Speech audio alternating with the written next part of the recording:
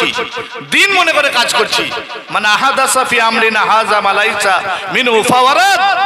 আয়েশা রাদিয়াল্লাহু তাআলা বর্ণনাকারী, পৃথিবীর কোন মুহাদ্দিস কাটতে পারবে না, পৃথিবীর কোন মুহাদ্দিসের ক্ষমতা নেই যে হাদিসটাকে উল্টে ধরতে পারে। রাসূল পবিত্র জবানে বলছেন যে কাজ আমি করিনি, মুহাম্মদ সাল্লাল্লাহু আলাইহি ওয়াসাল্লাম করিনি, আর পৃথিবীর মানুষ যদি করে ওটা বাতিল, প্রত্যাখ্যানযোগ্য, কখনো কবুল হবে না। ও পৃথিবীর মানুষ শোনো, রাসূল যে দিন দিয়ে যায়নি, আজকে আমরা সেই দিনটাকে যদি দিন মনে করি, কোশ্চিন কালে একটা নেকি হবে না। সূরা ফুরকান, সূরা আল্লাহ রাব্বুল আলামিন বলছেন ওয়াকাদিমনা ইলা মা আমিলু মিন আমালিন ফাজআলনাহু হাবাম মানসুরা। আমরা যে আমলগুলো করেছি, যে আমলটা রাসূল দিয়ে যায়নি, সেটা হাসরের ময়দানে আল্লাহ সুবহানাহু ওয়া তাআলা সেগুলো দেখবেন। দেখার পরে আল্লাহ সুবহানাহু ওয়া তাআলা বলছেন হাবাম মানসুরা, সেগুলো ধুলিকণায় পরিণত হয়ে যাবে। কোন আমল? যে আমলে রাসূলের ইসলাম নেই। ও মুসলমান, তুমি হুজুরের দোহাই দিয়ে, পীরের দোহাই দিয়ে, আলেম ওলামার দোহাই দিয়ে তুমি যেটা দিন মনে করছো, কিয়ামত পর্যন্ত দিন হতে পারে না। মুহাম্মদ সাল্লাল্লাহু আলাইহি ওয়াসাল্লাম যেটা দিয়েছে সেটা দিন। মুহাম্মদ সাল্লাল্লাহু আলাইহি বিমান উসিলা মুহাম্মদ ওয়াল হাক্কু মির রাব্বিহিম। পৃথিবীর ক্ষমতা থাকতে পারে, পৃথিবীর আলেম ওলামার জোর থাকতে পারে, পৃথিবীর আর কিছু শক্তি থাকতে পারে, শক্তিতে আপনি ঠেলে নিয়ে যেতে পারেন, কিন্তু দিন হিসাবে আপনার কবুল করা হবে না। এটা আল্লাহ সুবহানাহু ওয়া তাআলার ওয়াদা। অতএব বিমান উসিলা মুহাম্মদ ওয়াল হাক্কু মির রাব্বিহিম, মুহাম্মদ সাল্লাল্লাহু আলাইহি ওয়াসাল্লাম যেটা দিয়েছেন ওটা দিন। মুহাম্মদ সাল্লাল্লাহু আলাইহি ওয়াসাল্লামের কাছে যেটা এসেছে ওটা দিন। অতএব আমরা যদি সেটা পরিবর্তন করতে হয়, মুহাম্মদ সাল্লাল্লাহু আলাইহি ওয়াসাল্লামকে আবার আসতে হবে দুনিয়ায়, তার উপরে জিবরাইল আসবে, তারপরে আপনার সবরেসানি হবে, তারপরে আপনার দোয়া, জানাজার পরে দোয়া হবে। কোশ্চিন কালেও এর দিন হতে পারে না, কোশ্চিন কালেও এটা শরীয়ত হতে পারে না। যেটা করছেন এটা গায়ের শক্তিতে, গায়ের শক্তিতে আপনার চলে যেতে পারে, কিন্তু মুহাম্মদ সাল্লাল্লাহু আলাইহি ওয়াসাল্লাম করেনি, জেনে রাখবেন। দুইটি কথা বলছি। একটি হচ্ছে আল্লাহ রাব্বুল আলামিন শিরিক করতে নিষেধ করেছেন। শিরিক করলে মানুষ গোমরাহ হয়ে যায়, বিদআত করলে মানুষ গোমরাহ হয়ে যায়। আল্লাহ রাব্বুল আলামিন বলেছে ফাকাদু যাল্লা যালালাম বাইদা, যারা শিরিক করে তারা গোমরাহ হয়ে যায়। আরে শিরিককারী শিরিক করতে করতে যত বড় হুজুরি হোক, যখন শিরিক করবে, মাজারে সিজদা করবে, আর শিরিক যার মধ্যে ঢুকে যাবে, সে ব্যক্তি এমনি গোমরাহ হয়ে যাবে, এমনি ম্যাড হয়ে যাবে, শরীয়তের দিক থেকে সে একেবারে ম্যাড। তো এই যে ব্যক্তি শিরিক করবে, শিরিক করলে আল্লাহকে অপমান করা হয়। শিরিক করলে আমি পূর্বে যত আমল করেছি, যত নেকি আমার জীবনে আছে, সমস্ত নেকি ডিলিট হয়ে যায়। মাথায় রাখবেন। আশহাদু আল্লা ইলাহা ইল্লাল্লাহ, আমরা বলছি, কি বলছি? আশহাদু আল্লা ইলাহা ইল্লাল্লাহ। আমরা সাক্ষ্য দিচ্ছি আল্লাহ রাব্বুল আলামিন ব্যতি রেখে সত্য কোনো মাবুদ নেই, এটা সাক্ষ্য দিয়েছি। জেনে রাখবেন, শিরিক যখন বান্দার দ্বারাই হবে, যত বড় বিদ্বান, যত বড় হুজুর, যত বড় আলেম, তার দ্বারা যদি শিরিক হয়, তাহলে বাক্য কেটে গেল। আশহাদু আল্লা ইলাহা ইল্লাল্লাহ কেটে গেল। ওয়াশহাদু আন্না মুহাম্মাদান আবদুহু ওয়া রাসূলুহু, পরের বাক্য আমরা যে সাক্ষ্য প্রদান করেছি মুহাম্মদ সাল্লাল্লাহু আলাইহি সাল্লাম আল্লাহর বান্দা বা রাসূল, এটা বিদআত করলে এই বাক্যটা কেটে গেল। পৃথিবীর কোন মুহাদ্দিস উল্টে ধরার ক্ষমতা রাখে না। যে কথা বলছি কিয়ামত পর্যন্ত এই কথা উল্টে ধরার ক্ষমতা কারণ নেই। এই যে দুটি কথা বললাম, শিরিক করলে আপনার কলেমার প্রথম বাক্য কেটে যায়, বিদআত করলে কলেমার দ্বিতীয় বাক্য কেটে যায়, কেটেই যায়। আপনি যত বড়ই মুহাদ্দিস হন, এটা কেটে যাবেই। বিদআত করলে আপনার রাসূলকে অপমান করা হলো, বিদআত করলে রাসূলকে অপমান করে জান্নাতে যাবেন, কোশ্চিন কালেও হতে পারে না। আপনি বলবেন হুজুররা কি ভুল করছে? অবশ্যই আবু বকরের মতো ব্যক্তি, যে মুহাম্মদ সাল্লাল্লাহু আলাইহি ওয়াসাল্লাম নবী রাসূলের পরের যে ব্যক্তি, পৃথিবীর শ্রেষ্ঠ মানব, এই মহামানবের ভুল হয়েছে। হযরত উমরের মতো ব্যক্তি, তার ভুল হয়েছে। হযরত উসমানের মতো ব্যক্তি, তার ভুল হয়েছে। হযরত আলীর মতো ব্যক্তি, তার ভুল হয়েছে। আপনি বলছেন হুজুররা করেছে তাই করছি, কখনো নয়। পৃথিবীর সবচেয়ে বড় বিদ্বান ইমাম আবু হানিফা রাহিমাহুল্লাহ বলছেন যে শোনো, ইজা সাহাল হাদিস ফাহুয়া মাযহাবি, যেটা সহিহ হাদিস ওটাই আমার মাযহাব। আর তুমি কি বলছো? তুমি বলছো আমার সিলসিলায় নেই, আমার হুজুররা করেনি। কোশ্চিন কালে হতে পারে না। ইমাম আবু হানিফার নাম দিয়ে দোহাই দিয়ে আপনি যে নামাজের বাড়িতে দাঁড়িয়ে দোয়া নিয়ত করছেন, রাসূল করেনি, আব্দুল কাদের জিলানী করেনি, ইমাম আবু হানিফা করেনি। কঠিন কালে ওটা জায়েজ হতে পারে না, রাসূল সাল্লাল্লাহু আলাইহি সাল্লাম থেকে প্রমাণিত নয়, পৃথিবীর কোনো জয়ীফ হাদিসে নেই, পৃথিবীর কোনো ফিকার হাদিসে নেই, আপনি করেই যাচ্ছেন। কোন নিয়ত মুখে পড়তে পারবেন না, নিয়ত মনে মনে করতে হয়, নিয়ত মনে মনে করতে হয়। নাওয়া নাওয়া নাওয়া মানে বীজ, নাওয়া মানে বীজ, ইন্নামাল আমালু বিন্নিয়াত, নিয়ত করতে হবে এখানে, মুখে পড়বেন রাসূল করেনি, এই দিন আমাদের নয়, আপনি করছেন গায়ের শক্তিতে, এটা আপনি এমনি করে যাচ্ছেন। অতএব সাবধান হই। বিদআত কাকে বলে চিনি? রাসূল যে দিন দিয়ে যায়নি, রাসূলের শরীয়ত আমাদের পছন্দ হয়নি, এইরকম কাজকে যেটা রাসূল আমাদের কাছে করেনি, দিয়ে যায়নি, এইরকম কাজটা আমরা যদি করি সেটা বিদআত। আর যেটা আল্লাহর কোনো ক্ষমতা কোনো জায়গায় হ্রাস পায়, কোনো জায়গায় ছোট হয়, এইরকম কোনো কাজ আমাদের দ্বারায় হলে সেটা শিরিক হয়। শিরিক করলে কলেমার প্রথম অংশ কাটা যায়। এই কারণে আল্লাহ সুবহানাহু ওয়া তাআলা বলছেন ফালাম আন্নাহু লা ইলাহা ইল্লাল্লাহ। আল্লাহ সুবহানাহু ওয়া তাআলা সূরা মুহাম্মাদের 19 নম্বর আয়াতে বলছেন তোমরা জানো, জ্ঞান অর্জন করো। কিসের? একত্বের জ্ঞান, তাওহীদের জ্ঞান। তাওহীদের জ্ঞান অর্জন করতে হবে। দুনিয়াতে যে কদিন বাঁচবেন তাওহীদের একত্ববাদের জ্ঞান অর্জন করবেন। আল্লাহ সুবহানাহু ওয়া তাআলার জ্ঞান আপনার মধ্যে যখন আসবে, তাওহীদের জ্ঞান যখন আসবে, তখন আপনার দ্বারা শিরিক হবে না, আর বিদআত আর হবে না। আপনি যখনই কোনো শিরিক বিদআত দেখবেন আপনার মনের মধ্যে বেল বেজে উঠবে। আল্লাহ রাব্বুল আলামিনের ওয়াদা। অতএব আমরা যে কদিন বাঁচবো দুনিয়াতে শিরিক করব না, বিদআত করব না। যেখানেই বিদআত হবে মুহাম্মদ সাল্লাল্লাহু আলাইহি ওয়াসাল্লাম করেছে কিনা দেখব। ইমাম শাফি, ইমাম সুফিয়ান সাউরি, এখান থেকে 700 বছর পূর্বে ইমাম আবু দাউদ রাহিমাহুল্লাহ বলছে, যারা বলে আহলে হাদিসের 30 বছর আগে জন্ম, যারা বলে ব্রিটিশদের আমলে জন্ম, যারা বলে ব্রিটিশদের দালালেরা, তাদেরকে বলছে শুনুন, অনলাইনের মাধ্যমে, ক্যামেরার মাধ্যমে তাদের কাছে কথা পৌঁছায়। ইমাম আবু দাউদ 700 বছর আগে বলছে পৃথিবীতে আহলুল হাদিস যারা, তারা যদি আহলে সুন্নাতুল জামাত, যেটা রাসূল নাজাত প্রাপ্ত দল বলেছেন, সেই দলটা যদি এই আহলুল হাদিসটা না হয়, তাহলে কোন দলটা আছে আমার জানা নেই। ইমাম আবু দাউদ রাহিমাহুল্লাহ বলছেন।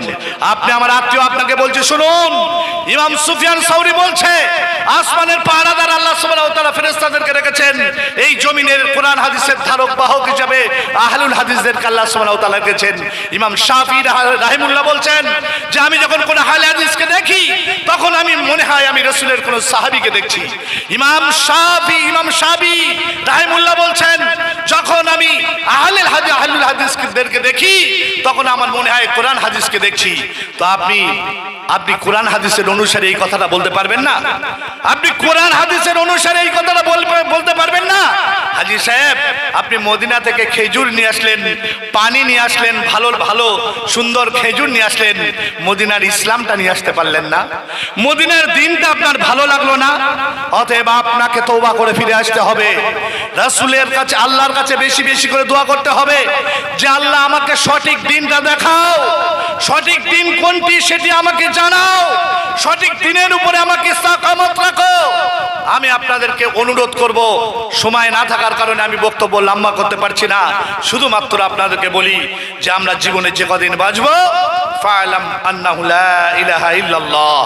আল্লাহ সুবহানাহু ওয়া তাআলা বলছেন তোমরা একত্বের, তাওহীদের এবং লা ইলাহা ইল্লাল্লাহর জ্ঞান অর্জন করো। এই জ্ঞান আমাদের মধ্যে আনতে হবে। যখন লা ইলাহা ইল্লাল্লাহর জ্ঞান চলে আসবে, তখন আমাদের মধ্যে থেকে শিরিক, বিদআত, খারাপি, নোংরামি ও ইসলামিক যত রকমের কালচার আছে সব আস্তে আস্তে বেরিয়ে পড়বে, সব দূর হয়ে যাবে। আজকে আমাদের সমাজের মধ্যে এত রাহাজানি, আজকে আমাদের এখানে যত মানুষ এসেছি, অনেক মানুষের কাছে তাবিজ আছে, বলেন যে কোরআন হাদিস লেখা আছে। আস্তাগফিরুল্লাহ, এই যে তাবিজ আপনারা ব্যবহার করছেন, আল্লাহ রাসূল বলছেন মান তাআল্লাকা তামিমাতান ফাকাদ আশরাক। আল্লাহ রাসূল বলছেন পবিত্র জামানে যে ব্যক্তি শরীরে কিছু ঝোলালো তো শিরিক করলো। আপনি উল্টে ধরেন দেখি, আপনার যে হুজুর তাবিজ দিচ্ছে তাকে বলুন যে এটা হাদিস না হাদিস না। যদি হাদিস না হয় আমরাও তওবা করে নেব, আমরাও ব্যবহার করব। এটা অনেক লাভজনক ব্যবসা, এটা অনেক লাভ আছে। তো আমরা সেই তাবিজের ব্যবসা করি, আমাদের ছেলেদের গলায় সে তাবিজ ঝুলছে আজও। আজকে থেকে তওবা করে নেন। তাবিজ ভালো জিনিস, মানুষ মারা গেলে আগে তাবিজটা কাটে। আরে কবরে দেওয়ার সময় তাবিজ সহ দেন না, তখন দিচ্ছেন না কেন? অবশ্যই এটা হারাম। রাসূলের কাছে সাহাবীরা বেয়াত হচ্ছে, আল্লাহ রাসূলকে মুসাফা করছেন। 9 জন সাহাবীকে আল্লাহ রাসূল মুসাফা করলেন, একজনকে করলেন না। আল্লাহ রাসূল বললেন তোমার শরীরে তাবিজ আছে। সঙ্গে সঙ্গে সে ছিঁড়ে খুলে ফেলে দিল। রাসূল তাকে তার সঙ্গে মুসাফা করলেন। আল্লাহ রাসূলের সঙ্গে বায়াত হতে এসেছেন, হাতে বালা পড়া, আল্লাহ রাসূল বায়াত গ্রহণ করলেন না, মুসাফা করলেন না। আপনার জ্ঞান হয় না? আপনি রাসূল যেখানে বলছেন না, আপনার হুজুর যেখানে হ্যাঁ বলছে, আপনি বুঝতে পারছেন না কত বড় জালিয়াত, কত বড় ভণ্ড। আমার এখানে পেট ভরবে, এখানে পকেট ভরবে, সেখানে আপনি যাচ্ছেন হুজুরের কাছে। আস্তাগফিরুল্লাহ। ছেলেদেরকে সাবধান করুন। মা, শেষ কথা বলি, আপনার মতো একজন সুমাইয়া রাদিয়াল্লাহু তাআলা না, সে ইসলাম গ্রহণ করেছে। শেখ তো হযরত সুমাইয়া রাদিয়াল্লাহু তাআলা না, তিনি ইসলাম গ্রহণ করেছেন। ইসলাম ঈমান আনার পরে তার স্বামীকে একদিকে বাঁধা হয়েছে ইয়াসের, একদিকে তার সন্তান আম্মার। তো একদিকে স্বামী, একদিকে সন্তান। এরপর হাজার হাজার মানুষের সামনে সুমাইয়াকে বলছে, সুমাইয়া তুমি ইসলাম ত্যাগ করো, তোমার দুনিয়া তুমি আবার ফিরে পাবে। হযরত সুমাইয়া রাদিয়াল্লাহু তাআলা একজন মা, একজন মহিলা, তার স্বামীর উপরে প্রহার দেখছে, চুপ করে আছে, নীরবতা পালন করছে। দৃষ্টান্ত, ইতিহাসের মধ্যে দৃষ্টান্ততম ইতিহাস। হযরত সুমাইয়া রাদিয়াল্লাহু তাআলার স্বামীর উপরে প্রহার চলছে, একজন মহিলা স্ত্রী হয়ে তিনি দেখছেন। কিছুক্ষণ পর তার স্বামী মৃত্যুর কোলে ঢলে বললেন। হযরত ইয়াসের যখন শহীদ হয়ে গেলেন, এরপর তার সন্তানের উপরে প্রহার চলছে, কষে বেঁধে তার উপরে যখন চারিদিক দিয়ে অত্যাচার করছে, হযরত সুমাইয়াকে বলছে, সুমাইয়া তুমি যদি ইসলাম ত্যাগ করো, তুমি দুনিয়া আবার ফিরে পাবে। একজন মা তার সন্তানকে দেখছে অবস্থায়, তারপরে একজন মহিলা নীরবতা পালন করছেন। দৃষ্টান্ত, এক পৃথিবীর জ্বলন্তময় দৃষ্টান্ত রেখে গেছেন হযরত সুমাইয়া রাদিয়াল্লাহু তাআলা। দেখছেন তার সন্তানের উপরে প্রহার, আমার স্বামী একদিকে শহীদ, একদিকে সন্তানকে বেঁধে তার উপরে আক্রমণ চলছে। একজন মহিলা সে দেখছে, একজন মা হয়ে দেখছেন। এরপর হযরত সুমাইয়া রাদিয়াল্লাহু তাআলা কে বলা হচ্ছে যে সুমাইয়া তুমি ইসলাম ত্যাগ করো, তুমি দুনিয়া আবার ফিরে পাবে। হযরত সুমাইয়া রাদিয়াল্লাহু তাআলা বলছেন, ও মুশরিকরা শোনো, তোমরা যেমন ভাবে আমার স্বামীকে হত্যা করেছো, যেমন ভাবে আমার সন্তানকে হত্যা করতে চলেছো, ওইভাবে আমাকেও তোমরা হত্যা করবে আমি জানি।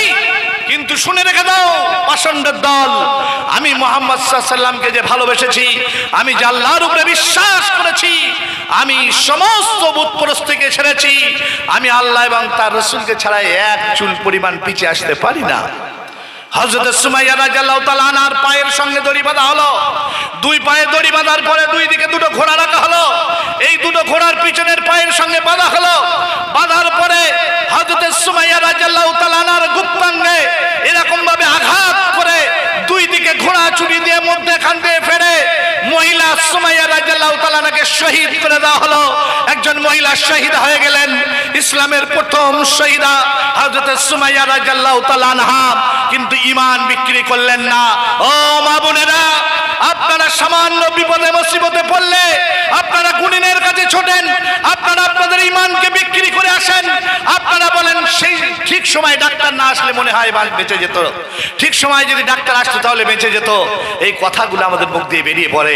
আপনার আল্লাহর উপরে ভরসা আপনার কেটে গেছে, আল্লাহর উপরে ভরসা নেই। আপনি সুমাইয়ার উত্তরসূরি। যদি সময় থাকতো অনেক বলা যেত, সময় নেই। আপনাদেরকে বলি, যে কদিন বেঁচে থাকবেন অন্তত পক্ষে শিরিক করবেন না, আর যে কদিন বেঁচে থাকবেন বিদআত করবেন না। বিদআত কাকে বলে?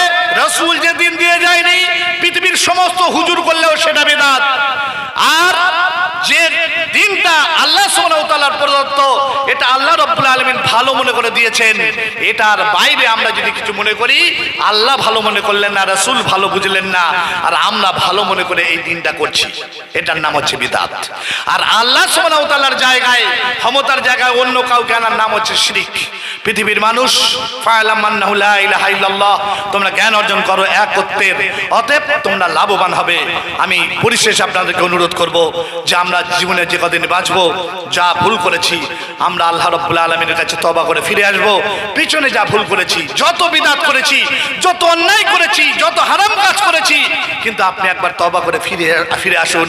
দয়াময় আল্লাহ সুবহানাহু ওয়া তাআলা বলছেন, ইল্লা মান তাবা ওয়া আমানা ওয়া আমিলা আমালান সালিহান ফাউলাইকা উলাইকা ইউবাদদিলুল্লাহু সাইয়্যাতিহিম হাসানা। আল্লাহ সুবহানাহু ওয়া তাআলা বলছেন বান্দার যত গুনাহ হয়েছিল সমস্ত গুনাহটাকে সাইয়্যাতিহিম হাসানা আমি তার নেকিতে পরিবর্তন করে দেই, বলুন সুবহানাল্লাহ। তাহলে আল্লাহ সুবহানাহু ওয়া তাআলা আপনার বিদআত করার জন্য সেই বিদআতটাকে নেকিতে পরিপূর্ণ করবেন। আপনার সুদ যত হারাম, যত খারাপ, যত ইসলামিক কাজ যা করেছিলেন শুধু তওবা করলে আপনার পিছনের সমস্ত 30 বছরের গুনাহটাকে আল্লাহ সুবহানাহু ওয়া তাআলা নেকিতে পরিবর্তন করে দেবেন। এটা আল্লাহ করে দেবেন, এটা আমরা চাই না। আল্লাহর কাছে ফিরে আসি। পরিশেষে মা বোনেদেরকে বলবো, মা বোনেরা আমাদের ঈমানটা অনেক মূল্যবান জিনিস। সারা পৃথিবীর মধ্যে আপনাকে আল্লাহ রাব্বুল আলামিন শ্রেষ্ঠত্ব সম্পদ আপনাকে করেছেন। অতএব আমরা যেন সামান্য কারণে আমাদের ঈমানটাকে না বিক্রি করি, আমরা যেন আল্লাহকে আল্লাহ বলে চিনতে পারি, আমরা যেন দিনকে দিন বলে চিনতে পারি।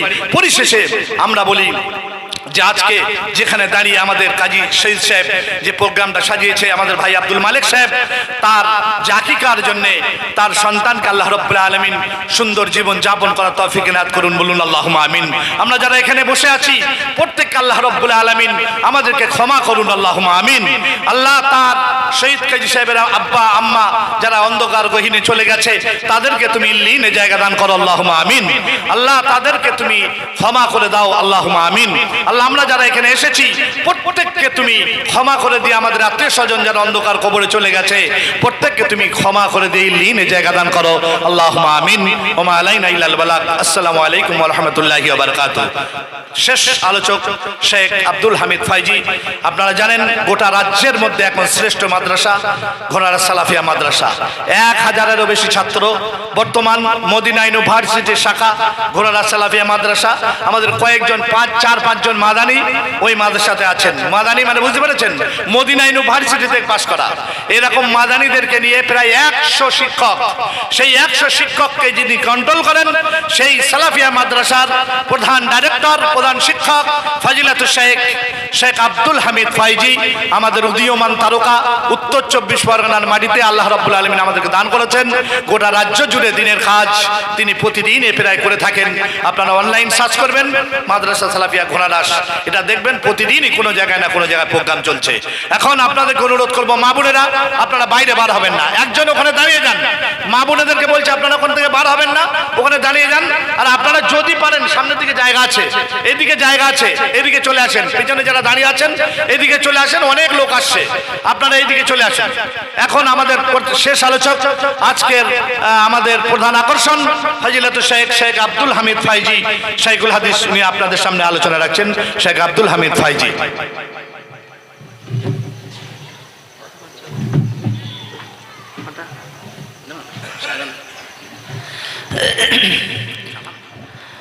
আসসালামু আলাইকুম ওয়া রাহমাতুল্লাহি ওয়া বারাকাতুহু। আলহামদুলিল্লাহি রাব্বিল আলামিন, আসসালাতু ওয়াসসালামু আলা রাসূলিহি মুহাম্মাদি ওয়া আলিহি ওয়া সাহবিহি আজমাইন, আম্মা বাদ। আউযু বিল্লাহিস সামিউল আলিম মিনাশ শাইতানির রাজিম। বিসমিল্লাহির রহমানির রহিম। ক্বালা আল্লাহু তাআলা ওয়া মা আতাকুমুর রাসূলু ফাখুযু ওয়া মা নাহাকুম আনহু ফান্তাহু। সম্মানিত আজকের প্রোগ্রামের নির্বাচিত সভাপতি মহাশয়, ওলামা کرام এবং আমার সামনে বসে থাকা জ্ঞান পিপাসু শিক্ষিত সমাজ, প্রশংসা আল্লাহ সুবহানাহু ওয়া তাআলার নিমিত্তে যে মহান রব্বুল আলামিন এরকম একটি মজলিসে আমাকে আপনাকে নির্বাচন করেছেন। আমরা সেই মহান স্রষ্টার শুকরিয়া জ্ঞাপনার্থে বলি আলহামদুলিল্লাহ।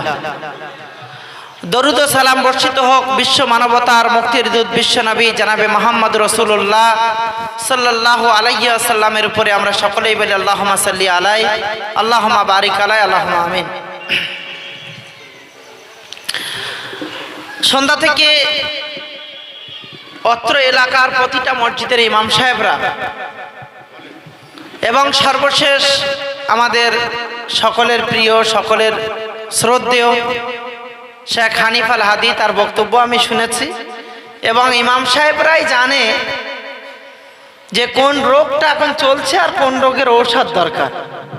আমি বাইরের থেকে এসে হাওয়াই বকতে পারি, কিন্তু সমাজের রোগ সম্পর্কে সবচেয়ে বেশি অবগত ইমাম সাহেব। তো সন্ধ্যা থেকে সব রোগের ঔষধ কম বেশি দেওয়া হয়েছে। কারণ মাথার যন্ত্রণা হচ্ছে, আমি যদি এই ফতোয়া দিই যে ওর মাথা কেটে নাও, তাহলে আমি খারিজি, আমি ইসলামপন্থী নই। খারিজিদের আকীদা এটা, যে কাবিরা গুনাহ করেছে তো ও ইসলাম থেকে বাইর হয়ে গিয়েছে, এবার হত্যা করে দাও, এটা খারিজিদের আকীদা। আবার এমনও লোক আছে করছে, করুক, করিস তাই কি হয়েছে, একদিনই তো করিস। এরা হলো নরমপন্থী, ওরা হলো চরমপন্থী, আর এরা হলো নরমপন্থী। এ দুটো ইসলামের মধ্যে নেই। আমাদেরকে হতে হবে উম্মাতান ওয়াসাতা, মধ্যমপন্থী। মাথার যন্ত্রণা হচ্ছে, সেলিডান দিতে হবে, জ্বর ভাব প্যারাসিটামল দিতে হবে। মাথায় যদি কেটে দেবো তো মাথার যন্ত্রণা মাথায় তো থাকলো না, তো যন্ত্রণা থাকবে। তো সেই জায়গায় দাঁড়িয়ে ওলামা কেরামরা ট্যাবলেট যা দেওয়ার দিয়েছে, আমি আর অ্যান্টিবায়োটিক কি দেব, আর দিতে গেলেও ভুল হতে পারে। সেই জায়গায় দাঁড়িয়ে এক উত্তম মাধ্যম, খুব ভালো খাওয়ার আয়োজন আছে আমি শুনেছি, আলহামদুলিল্লাহ। তো শেষ জন্য যদি আমি 25-30 যা বলবো আপনার বসে থাকতে হবে, কারণ আপনি উঠে যাচ্ছেন না ইনশাআল্লাহ। তবে একথাও সাথে বলছি যে মানুষ আল্লাহ সুবহানাহু ওয়া তাআলার সন্তুষ্টির জন্য এখানে এসেছে।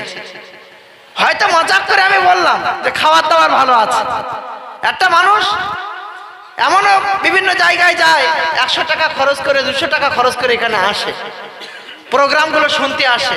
সে কি 100 টাকার বিরিয়ানি কিনে খেতে পারতো না? অবশ্যই খেতে পারতো, কিন্তু তার মূল লক্ষ্য হলো আল্লাহ সুবহানাহু ওয়া তাআলার সন্তুষ্টি।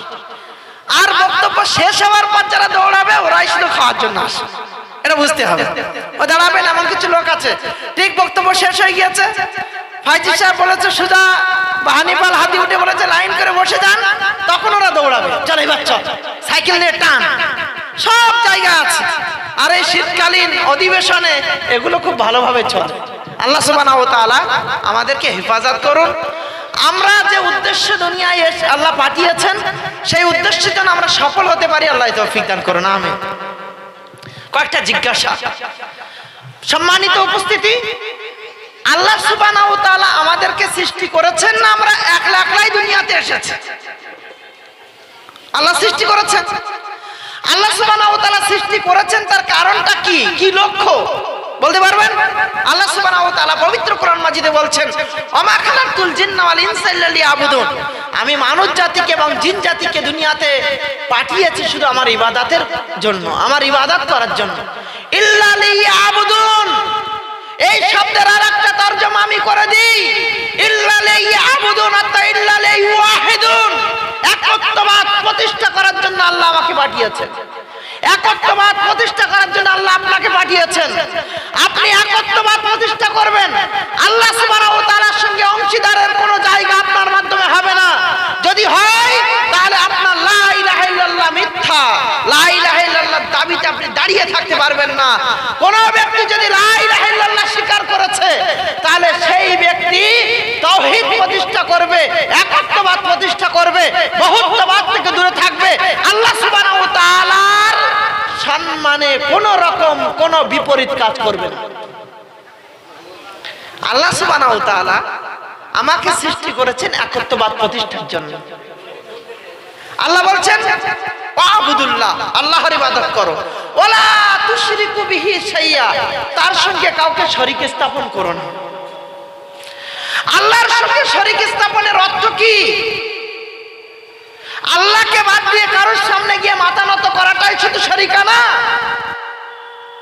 আল্লাহর ভালোবাসার মতো যদি অন্য কাউকে ভালোবাসেন, সেই ভালোবাসাটাও সঠিক নয়। আল্লাহ সুবহানাহু ওয়া তাআলার যে মর্যাদা, সেই মর্যাদার জায়গায় যদি অন্য কাউকে বসান, সেটাও আল্লাহ সুবহানাহু ওয়া তাআলার সঙ্গে শরীকানা স্থাপনার মতো।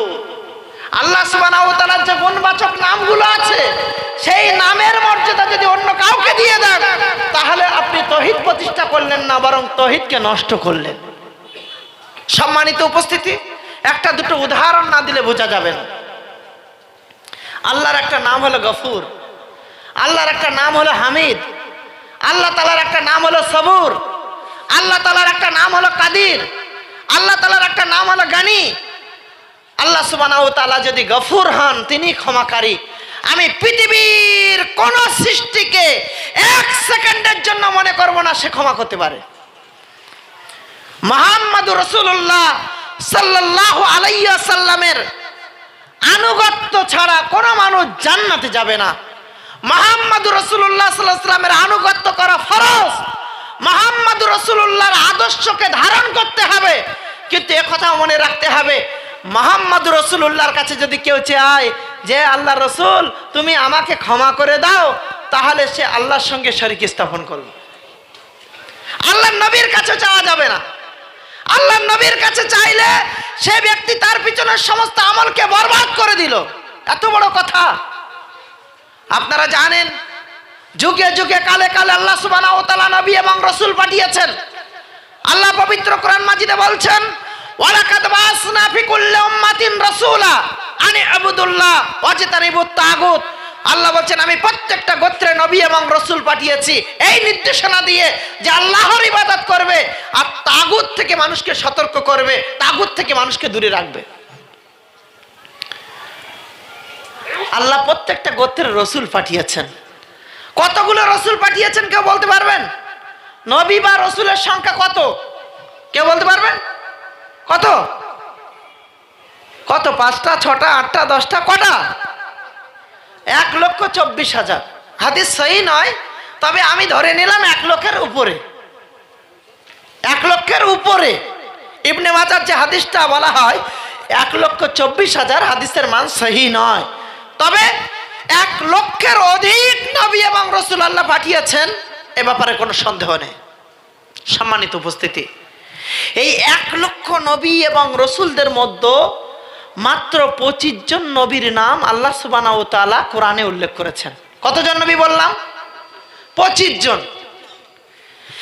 এই 25 জন নবীর মধ্যে 18 জন নবীর নাম আল্লাহ সুবহানাহু ওয়া তাআলা সূরা আনআমে 83 থেকে 86 নম্বর আয়াতের মধ্যে উল্লেখ করেছেন। মাত্র 3টি আয়াতের মধ্যে। মোট কত নবীর নাম বললাম কোরআনে আছে? 25টা। তার মধ্যে 18 জন নবীর নাম 3টি আয়াতের মধ্যে আল্লাহ বলে দিলেন। বলছেন,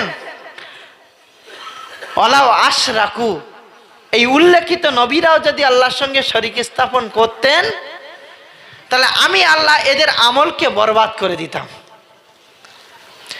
নবীরা যদি এ কাজ করতেন, তাহলে আল্লাহ নবীদের আমলকে বরবাদ করে দিতেন। আমি আব্দুল হামিদ, আপনি, যত মহান ব্যক্তি বলেন না কেন, আমরা কোন জমিন থেকে এসেছি আর কোথায় পড়ে আছে, নবীদের আমল যদি বরবাদ হয় তা আমাদের কি হবে? সর্বশেষ নবী জনাবে মুহাম্মদুর রাসূলুল্লাহ সাল্লাল্লাহু আলাইহি ওয়াসাল্লাম, তার ব্যাপারে আল্লাহ সুবহানাহু ওয়া তাআলা বলেন, লাইন আশরাকতা, হে নবী আপনি যদি শরীক স্থাপন করেন তা আপনার সমস্ত আমলকে বরবাদ করে দেওয়া হবে। নবী মুহাম্মদ রাসূলুল্লাহর আমল যদি বরবাদ হয়, আমি আর আপনি কোন ঘাটের পানি? আমরা টিকে থাকতে পারবো? সম্মানিত উপস্থিতি, শুধু একটা ভাষা আপনি মনে রাখুন। হানিফ ভাই খুব কঠিন করে বলেছেন, আমি আপনাকে শুধু একটা ভাষা মনে রাখার জন্য অনুরোধ জানাচ্ছি। কিছুদিনের মধ্যে আবার উচ্চ মাধ্যমিকের ফাইনাল সেমিস্টারের পরীক্ষা হবে, মাধ্যমিক পরীক্ষা হবে। এখন সেমিস্টার হয়েছে, প্রত্যেক সেমিস্টারে এখন সংবর্ধনা দিচ্ছে, রাজনীতির খেলা এগুলো। মাধ্যমিক পরীক্ষা হবে, উচ্চ মাধ্যমিক পরীক্ষা হবে। আপনার বাচ্চা যে বইটায় নাম্বার কম পাবে ওইটাই হলো ওর ফার্স্ট সাবজেক্ট। আগে কিন্তু এটা ছিল না। আগে ছিল বাধ্যতামূলকভাবে বাংলা ইংলিশে পাশ করতে হতো, আরো কিছু কিছু সাবজেক্ট বাধ্যতামূলক ছিল। আর এখন কি, যে সাবজেক্টটায় কম পাবে ওইটা ওর ফার্স্ট সাবজেক্ট। কি সহজ ব্যাপার। আমি শুধু একটা কথা বলছি, এই একটা কথা আপনার তাওহীদকে মানার জন্য, একত্ববাদ প্রতিষ্ঠার জন্য যথেষ্ট। মনে করেন আপনি জীবন বিজ্ঞানে 99 পেয়েছেন, বা জীবন বিজ্ঞানে 100 পেয়েছেন, ভৌত বিজ্ঞানে 100 পেয়েছেন, হিস্ট্রিতে 100 পেয়েছেন, লাইফ সায়েন্স, ফিজিক্যাল সায়েন্স, হিস্ট্রিতে 100, জিওগ্রাফিতেও 100 পেয়েছেন। এদিকে আপনি ম্যাথে 85 পেয়েছেন, বেঙ্গলিতে 85 পেয়েছেন, আপনার পার্সেন্টেজের হিসাব হবে। কিন্তু শরিয়াতের পরিভাষায়, তৌহিদের পরিভাষায় যদি আমি আপনাকে বুঝাতে পারি তাহলে আমি আর সাকসেস, আর যদি বুঝাতে না পারি আমি ব্যর্থ। আপনার নামাজে আপনি 100 পেয়েছেন, আপনার রোজাতে আপনি 100 পেয়েছেন, আপনার যাকাতে আপনি 100 পেয়েছেন, আপনার হজ উমরাতে আপনি 100 পেয়েছেন, আপনার তৌহিদে আপনি 99 পেয়েছেন, আপনাকে জাহান্নামে যেতে হবে। কথা কি বোঝাতে পেরেছি আমি কি কথা বোঝাতে পেরেছি আপনাদের? কথা বুঝতে পারেন? ইসলামের মূল ফাউন্ডেশন 5টি পিলারের উপর ইসলাম দাঁড়িয়ে আছে। আল্লাহর নবী জিবরিল আমিন এসে নবীর হাঁটুতে হাঁটু লাগালেন, হাঁটুতে হাঁটু লাগিয়ে নবীকে বলছেন, নবী ইসলাম কাকে বলে? আল্লাহর নবী বলছেন, এটা সাক্ষী দেওয়া কি আল্লাহ ছাড়া আর কোনো সত্য উপাস্য নেই, আর এটাও মানা, এটাও সাক্ষ্য প্রদান করা কি মোহাম্মদ রাসূলুল্লাহ আল্লাহর প্রেরিত দূত এবং তার বান্দা। দ্বিতীয় নাম্বার, অতুকিমাস সালাহ, নামাজ কায়েম করা, অতুতিয়াজ যাকাত, যাকাত আদায় করা, অতাসুমা রমাজান, রমাজান মাসে সিয়াম পালন করা। আর 5ম নাম্বার হলো বাইতুল্লাহর হজ, মান ইসতাতা ইলাইহি সাবিলা, যদি সেখানে যাওয়ার ক্ষমতা থাকে। এখন আপনি সালাত আদায় করেছেন, সালাতে 100-এর মধ্যে 100 পেয়েছেন। আপনি সিয়াম পালন করেছেন, সিয়ামে 100-এর মধ্যে 100 পেয়েছেন। আপনি হজ করেছেন, হজে 100-এর মধ্যে 100 পেয়েছেন। আপনি যাকাত দিয়েছেন, যাকাত 100-এর মধ্যে 100 পেয়েছেন। কিন্তু 1ম নাম্বার তাওহীদে আপনার নাম্বার একটু কমে গিয়েছে, এক্ষেত্রে আপনাকে জাহান্নামে যেতে হবে। সম্মানিত উপস্থিতি, ঠিক এর বিপরীত দাঁড়িয়ে কোন ব্যক্তি তাওহীদে 100 পেয়েছে, নামাজে 100 পেয়েছে, যাকাতে 85 পেয়েছে, হজে 83 পেয়েছে, এমনি ভাবে রোজাতে সে 80 পেয়েছে। এ কথাটা মনে রাখুন, যদি তাওহীদে কেউ 100 পায় তাহলে সে জান্নাতে যাবে। তাহলে তাওহীদ কত মজবুত রাখতে হবে। আমি জানি না আমার অজানাতে কত ভুল আমি করে ফেলছি, যে ভুলের কারণে আমার একত্ববাদ আমি নষ্ট করছি। আমার অজানাতে আমি কোনো এমন কাজ করে ফেলছি যে কাজ করার কারণে আমার আমলগুলো বরবাদ হয়ে যাচ্ছে। তাওহীদে একত্ববাদে যদি আপনি বিশ্বাসী হতে পারেন তাহলে আপনি সাকসেস হবেন। খুব ভালো করে মনে রাখবেন, মক্কার মুশরিকরা রুবুবিয়াতের ক্ষেত্রে আল্লাহ সুবহানাহু ওয়া তাআলাকে পুঙ্খানুভাবে মানতেন, কিন্তু উলুহিয়াতের ক্ষেত্রে তাদের অনেক ঘাটতি ছিল। আজকে তাদের রুবুবিয়াতের সঙ্গে যদি মিলাই, গত 2-3 দিন আগেও আমি বলছিলাম এখানে ছোট দিঘা জামাতে রুবুবিয়াতের ক্ষেত্রেও আমাদের ওই মজবুতি মান নেই যে মজবুতি মান মুশরিকদের ছিল। আল্লাহ মুস্তান। বলুন, আব্রাহা বাদশা ধ্বংস করতে এসেছিল কি? কাবা ধ্বংস করতে এসেছিল না? কি গো, আপনারা শুনেছেন? আব্রাহা বাদশা কাবা ধ্বংস করতে এসেছিল। সেই সময় কাবার দেখভাল করতেন যিনি, তার নাম হলো আব্দুল মুত্তালিব। জানেন? তা আব্দুল মুত্তালিব তার মাঠে উট বাঁধা ছিল। আব্রাহা পায়ে পা দিয়ে ঝগড়া করবে বলে আব্দুল মুত্তালিবের 200 উট মাঠের থেকে ধরে নিয়ে এসেছে তাম্বুর কাছে। কালকে উট চাইতে আসবে, পায়ে পা দিয়ে ঝগড়া করবো আর এই করেই হামলা করে দেবো। পরের দিন আব্দুল মুত্তালিব গিয়েছেন আব্রাহার দরবারে, বুকে হাতটা বেঁধে। বলুন, হ্যাঁ আমি আপনাকে ডাকবো মনে করছিলাম। কে বলছে? আব্রাহা, আপনার সঙ্গে কিছু কথা ছিল। হ্যাঁ বলুন। তখন আব্দুল মুত্তালিব নিজেই বললেন, আপনি আগে বলবেন না আমি বলবো? যদি আমার বলতে দেন তাহলে আমি আগে একটা কথা বলে নিই। হ্যাঁ বলুন, কি বলবেন? আপনার লোকজন গতকালকে আমার 200 উট ধরে নিয়ে এসেছে, যদি আমার উটগুলো একটু দিয়ে দিতেন তো খুব ভালো হতো, কারণ ও আমার ওই উটের মালিকানা আমার কাছে, তো ওটা একটু দিয়ে দিলে ভালো হতো। তখন আমরা সত্যান্বেষী মানুষ, আমি এসছি কাবা ধ্বংস করতে, আর এ তার নিজের উটকে বাঁচানোর প্রচেষ্টায় ব্যস্ত। তখন আব্দুল মুত্তালিব বলছেন, শুনুন, আমি ওই উটগুলো চাইছি যে উটের মালিক আমি, আর যেটা আপনি ধ্বংস করতে এসেছেন সেই কাবার মালিক উপরে আছেন। আমার মালিকানার উটটা আপনি আমাকে দিয়ে দিন, আর যেটা আপনি ধ্বংস করতে এসছেন তার মালিক উপরে আছেন, তার ঘর কিভাবে হেফাজত করতে হয় তিনিই দেখবেন। সম্মানিত উপস্থিতি, আল্লাহর উপরে তাদের যে অগাধ বিশ্বাস, আল্লাহকে রব হিসাবে মানার ক্ষেত্রে তাদের যে কোনো ত্রুটি ছিল না, এ ব্যাপারে কি আর কোনো প্রশ্ন থাকলো? কোনো প্রশ্ন নেই। রুবুবিয়াতের ক্ষেত্রে যখন তাদেরকে প্রশ্ন করা হতো, পবিত্র কোরআন মাজিদের আয়াত আল্লাহ সুবহানাহু ওয়া তাআলা বলছেন, যখন তাদেরকে বলা হতো মান খালাকাস সামাওয়াতি ওয়াল আরজ, আসমান কে বানিয়েছে, জমিন কে বানিয়েছে, তখন তারা বলতো আল্লাহ। তোমাদের রুচি কে দেয়, বলতো আল্লাহ। সব আল্লাহ করে, তো তোমরা আল্লাহকে কেন মানো না? বলছে আমরা আল্লাহকেই মানি। ওই সাইডে যাদেরকে ডাকি, যাদের পাশে যায়, যাদের কাছে মাথা নত করি, আমরা এই মনে করে করি লিইউকাররিবুনা ইলাল্লাহি যুলফা, যে এরা আমাদের আল্লাহর নিকটবর্তী করে দেবে। আজকে পৃথিবীতে যত ওসিলা আছে, ওসিলা বলে ওসিলা ধরতে হয়।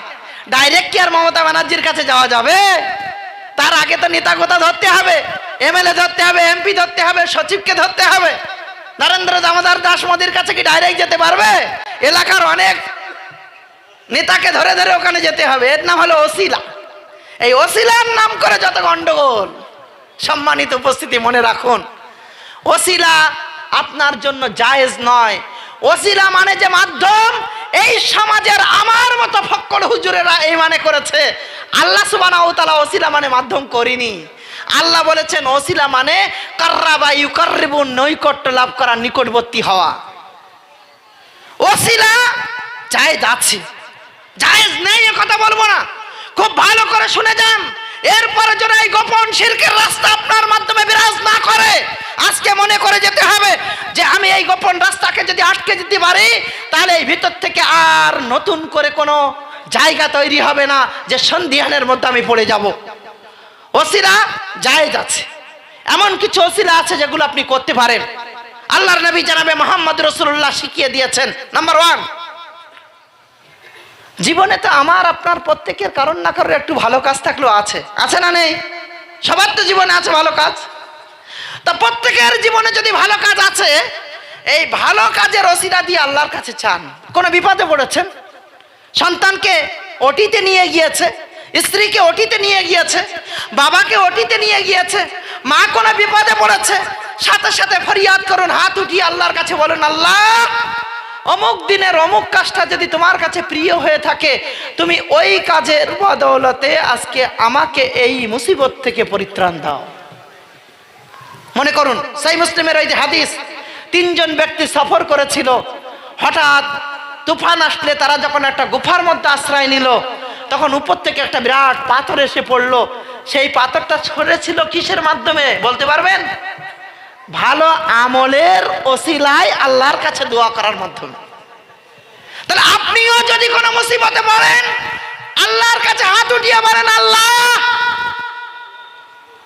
21 তারিখের রাত্রে কনকনে ঠান্ডা উপেক্ষা করে ওই মজলিসে তোমার সন্তুষ্টির উদ্দেশ্যে বসে থাকা, তোমার কাছে যদি সন্তুষ্টির মাধ্যম হয়, তুমি ওর ওসিলায় আজকে এই মুসিবত থেকে আমাকে হেফাজত করো। বলতে পারবো এই ভালো কাজটা হলো আমার জন্য ওসিলা। নাম্বার 2, আল্লাহ সুবহানাহু ওয়া তাআলার একাধিক গুণবাচক নাম আছে। আল্লাহর একটা নাম রহমান, আল্লাহর একটি নাম রহিম, আল্লাহর একটি নাম গফুর, আল্লাহর একটি নাম সবুর, আল্লাহর একটি নাম হামিদ, আল্লাহর একটি নাম কাদির, আল্লাহর একটি নাম খলিল। এমনি ভাবে আল্লাহ সুবহানাহু ওয়া তাআলার গুণবাচক নাম নুরানি কায়দায় দেখবেন 99টা নাম আছে। তিরমিজির একটি হাদিস আছে, কেউ যদি আল্লাহ সুবহানাহু ওয়া তাআলার গুণবাচক নামগুলো মুখস্থ করে নেয় এবং সেটা বুঝে আমল করে, তাহলে সে জান্নাতে যাবে। কিন্তু অন্য হাদিসের মধ্যে আল্লাহ সুবহানাহু ওয়া তাআলার 99-এর অধিক নাম পাওয়া যায়। আল্লাহর গুণবাচক নামের ওসিলায় যদি আল্লাহর কাছে চাইতে পারেন, তাহলে আল্লাহ আপনার কথাকে শুনবেন। সব সময় আল্লাহ তুমি আমার এটা দাও, আল্লাহ তুমি আমার ওটা দাও, এটা না বলে একটু ঘুরিয়ে বলুন, ইয়া গফুর, গফুর মানে ক্ষমাকারী, ইয়া গফুর তুমি আমাকে ক্ষমা করে দাও। ইয়া হামিদ, হামিদ মানে প্রশংসার যোগ্য, ইয়া হামিদ তুমি আমাকে প্রশংসিত করো। কাদির, ইয়া কাদির মানে শক্তিশালী, ইয়া কাদির তুমি আমাকে শক্তি দাও। সবুর মানে ধৈর্যশীল, ইয়া সবুর তুমি আমাকে ধৈর্য দাও। ইয়া গনি, তুমি আমাকে ধনী করো। এমনি ভাবে আল্লাহর যে গুণবাচক নাম, সেই নামের অর্থ দিয়ে সেই ওসিলায় আল্লাহর কাছে চাইলে আল্লাহ সুবহানাহু ওয়া তাআলা আপনার এই ওসিলাকে কবুল করবেন ইনশাআল্লাহ। করবো আমরা? কটা বললাম ওসিলা? কটা বললাম? কটা বলা হলো? ঘোড়ার ডিম শুনছে সব, দুটো বলা হলো। তৃতীয় নাম্বার ওসিলা, এই সমাজের যারা নেককার পরেজগার মানুষ আছে, বড় আলেম আছে, তার কাছে গিয়ে আপনি দোয়া চাইতে পারেন। কোন পরেজগার তাহাজ্জুদ গুজার মানুষ, তার কাছে গিয়ে বলবেন, চাচাজি আপনি তো খুব পরেজগার মানুষ, আপনি একটু আমার জন্য দোয়া করবেন, আমার সন্তানের জন্য দোয়া করবেন। কোন আলেমের কাছে যাবেন, সেই আলেমের কাছে গিয়ে বলবেন, ভালো আলেম পরেজগার আলেম, গিয়ে বলবেন যে আপনি একটু আমার জন্য দোয়া করবেন। ঠিক আছে? আর আলেমকে আর এই পরেজগার মানুষটাকে আমি বলে দিই, যদি মঙ্গলবারের দিন দোয়া চাই তো ওইটা আবার যেন শুক্রবার পর্যন্ত নিয়ে যান না মিষ্টি খাওয়ার জন্য। মঙ্গলবারে দোয়া চেয়েছে, মঙ্গলবারে তাড়াতাড়ি অজু করে নেন আর হাত উঠিয়ে তার জন্য দোয়া করেন, আল্লাহ অমুক আমার কাছে দোয়া চেয়েছে, আল্লাহ তুমি তাকে কবুল করো। বাকি রাখেন না যেন। আবু আমের সহিহ বুখারীর হাদিস, আবু আমের আবু মুসা আশারীকে পাঠিয়েছেন, আবু মুসা আল্লাহর নবীর কাছে যাও, গিয়ে আল্লাহর নবীকে বলো আল্লাহর নবী যে যুদ্ধে আমাকে পাঠিয়েছিল সেই যুদ্ধে আমরা জয়লাভ করেছি, কিন্তু আল্লাহর নবীকে বলবে আমি ক্ষতবিক্ষত হয়েছি, হাঁটুর উপর থেকে কেটে গিয়েছে, আল্লাহর নবীর জন্য আমার জন্য একটু দোয়া করেন। আবু মুসা আশারী আল্লাহর নবীকে বলছেন, আল্লাহর নবী ওই যুদ্ধে আমরা জয়লাভ করেছি, আপনার কাছে আবু আমের দোয়া চেয়েছে। আল্লাহর নবী আবু মুসা আশারীকে পানি আনতে বললেন, আবু মুসা আশারী বললেন আমি পানি এনে দিলাম। আল্লাহর নবী ওযু করলেন, হাত উঠিয়ে এত সুন্দর সুন্দর দোয়া করছেন, এত ভালো ভালো দোয়া করছেন যে আমার মনে হলো এই দোয়াতে যদি আমিও শামিল হতে পারতাম কতই না ভালো হতো। তা আমি শেষে বলেও ফেললাম, আল্লাহর নবী আমার জন্য একটু করেন। তো আল্লাহর নবী আমার জন্য দোয়া করলেন। তাহলে কোন পরেজগার মানুষের কাছে যে কোনো সময় গিয়ে দোয়া চাওয়া, আল্লাহর নবীর কাছে সবাই গিয়ে বলছেন, আল্লাহর নবী বৃষ্টি হচ্ছে না, মাঠের ফসল সব মারা গিয়েছে, হলুদ হয়ে গিয়েছে গাছগুলো হলুদ হয়ে যাচ্ছে, জীবজন্তু সব মারা যাচ্ছে, পাখিগুলো মারা যাচ্ছে, আপনি আল্লাহর কাছে ফরিয়াদ করুন যাতে করে আল্লাহ সুবহানাহু ওয়া তাআলা আমাদের উপরে তার রহমত বর্ষণ করেন। আল্লাহ নবী জুমার খুতবায় তাদের জন্য ফরিয়াদ করলেন। এত রহমত বর্ষণ হলো, এত রহমত বর্ষণ হলো যে পরের সপ্তাহে এসে আবার বলছে, আল্লাহর নবী বন্ধ তো আর হচ্ছে না, এবার তো সব ভেসে যাচ্ছে, আপনি একটু দোয়া করুন যাতে বন্ধ হয়ে যায়। অন্য হাদিসের মধ্যে আসে, যে বছর আল্লাহর নবী মারা গেলেন, আল্লাহর নবী মারা গিয়েছেন না জানেন? কি গো মারা গেছেন? এখনো পর্যন্ত সন্ধিয়ান আল্লাহর নবী মারা যায়নি না, মারা গেছে। তা কথা বলছেন না কেন? দ্বিধাদ্বন্দ্বে আছেন নাকি? নাকি পর্দা করে গিয়েছেন? মারা গেছেন।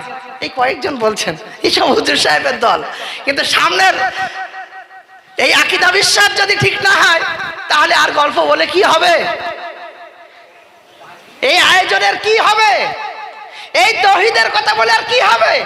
ওই আকীদা বিশ্বাসই যদি নষ্ট হয়। আমি একটা কথা শুধু বলি, ঈসা আলাইহিস সালামের মান্যওয়ালারা কমসে কম দাবি করে যে আমরা ঈসাকে শুলিতে চড়িয়েছিলাম, কিন্তু ঈসা কোথায়? আল্লাহ উঠিয়ে নিয়েছেন। বিশ্বাস করেন আপনারা? আর এই বদমাইশ কমসে কম তো বলে শুলিতে চড়িয়েছিলাম। আর তোরা যারা বলিস বা আমরা যারা বলি, তোরা নয় মানে তোরা বলতে আপনাদের বলিনি, আমরা ওই আকীদা বিশ্বাসের কথা বলছি। আপনাদের মতো সম্মানজনক মানুষকে তোরা বলে আমি সম্বোধন করিনি। আমরা যারা বলি নবী পর্দা করে গিয়েছেন, নবী সবকিছু করেন, আরো কারোর সঙ্গে তার সঙ্গে মিলাচ্ছি, তাদের উদ্দেশ্যে একটা কথা বলি, ওই বদমাইশ কমসে কম মুখে বলে যে আমরা শুলিতে চড়িয়েছি চোখের সামনে। আর তোমরা আজকে যদি বলা হয় মানুষ মারা গেলে কটা কাফনের কাপড় দিতে হবে, তো বলবে 3টে সাদা সুতির কাপড়ে কাফন দিতে হবে। কোথায় পেয়েছেন হুজুর? আল্লাহর নবীকে দেওয়া হয়েছিল। ও নবী তো মরেনি, তা তুমি কাফন দিলে কেন? উত্তর আছে, এই কাফনের হাদিস তো নবী থেকে, তার আগেও দেওয়া হতো, কিন্তু সেই হাদিস যেটা আপনি আজকে দেখতে পাবেন, সেই মুসলিমের হাদিস, সবাই সব মালি সাহেবরা বলবে নবীকে 3টে সুতির সাদা কাপড়ে কাফন দেওয়া হয়েছে। আব্বাস বলছেন আমি কবরে নেমেছিলাম, আমার ছেলে নেমেছিল, নবীকে নামানো হয়েছিল। হায়রে আল্লাহর বান্দারা, তোমরা বলছো নবী মরেনি আর নবীকে কবরে এমনি ভাবে পুঁতে দিলে। আস্তাগফিরুল্লাহ, এই আকীদা পোষণ করা যাবে না, এই বিশ্বাস রাখা যাবে না। নবী মুহাম্মদ রাসূলুল্লাহর সেই কঠিন সময়টা মনে রাখতে হবে। আজকে নবীর জন্মদিন নিয়ে অনেক আনন্দ তুমি করছো, আই লাভ মুহাম্মদ সব গ্রামে গ্রামে, আমার কোনো আপত্তি নেই, ঠিক আছে। কোন একটা জায়গায় আল্লাহর নবীকে নিয়ে এই প্রতিবাদের জায়গা তৈরি করেছে কেউ, সেই জায়গায় দাঁড়িয়ে যদি কেউ প্রতিবাদ করছে আমি তার সঙ্গে আছি, কিন্তু একথা আমি অবশ্যই বলবো, আই লাভ মুহাম্মদ বলার মাধ্যমে নবীর ভালোবাসা হবে না। নবীকে ভালো যতদিন তুমি না বাসবে, নবীকে যখন প্রাণের চেয়ে বেশি না ভালোবাসবে, তোমার উপরে আল্লাহর রহম হবে না। তুমি অপেক্ষা করো, তুমি অপেক্ষা করো। আমি ও ব্যাপারে দুটো কথা বলে শেষ করব। যেটা আমি বলতে চেয়েছি সেটা আগে শুনে নিন। নবী মুহাম্মদ রাসূলুল্লাহ মারা গিয়েছেন, সাহাবীরা এসে বলছেন যে এতদিন তো নবীর কাছে চাইতাম, নবী দোয়া করতেন, বৃষ্টি হতো, আজকে তো নবী নেই। আব্বাস, আপনি তো আমাদের মধ্যে সবচেয়ে বড় সিনিয়র সাহাবী, সবচেয়ে বয়স্ক, তা আপনি একটু আমাদের জন্য দোয়া করুন। আপনাদের কাছে জিজ্ঞাসা, মাত্র 10 হাত দূরে নবীর কবর, মাত্র 10 হাত দূরে আপনার পরিভাষায় নবীর রওজা, সেখানে গিয়ে চাইলেন না, গেলেন কোথায়? জীবিত মানুষ যার নাম আব্বাস রাদিয়াল্লাহু তাআলা আনহু, তার কাছে।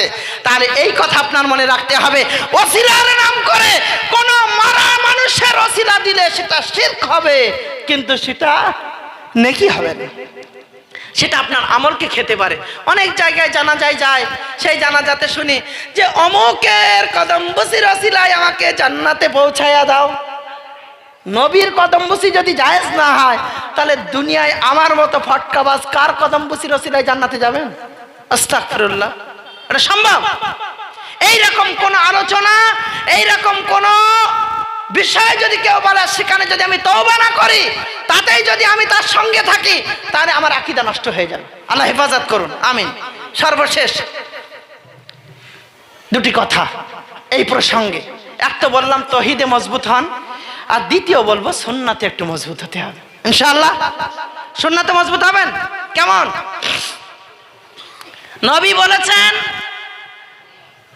সবচেয়ে পুরুষের সৌন্দর্য হলো দাড়ি। আপনি প্রত্যেকদিন সকালে দাড়ি কাটবেন, এটাই তো নবীর সুন্নাত, এটাই ভালোবাসা। এটা করবেন তো নাকি? আল্লাহর নবী বলেছেন নামাজ না পড়লে মুসলিম থাকবে না, আপনি নামাজ ছেড়ে দেবেন, এটাই তো ভালোবাসা।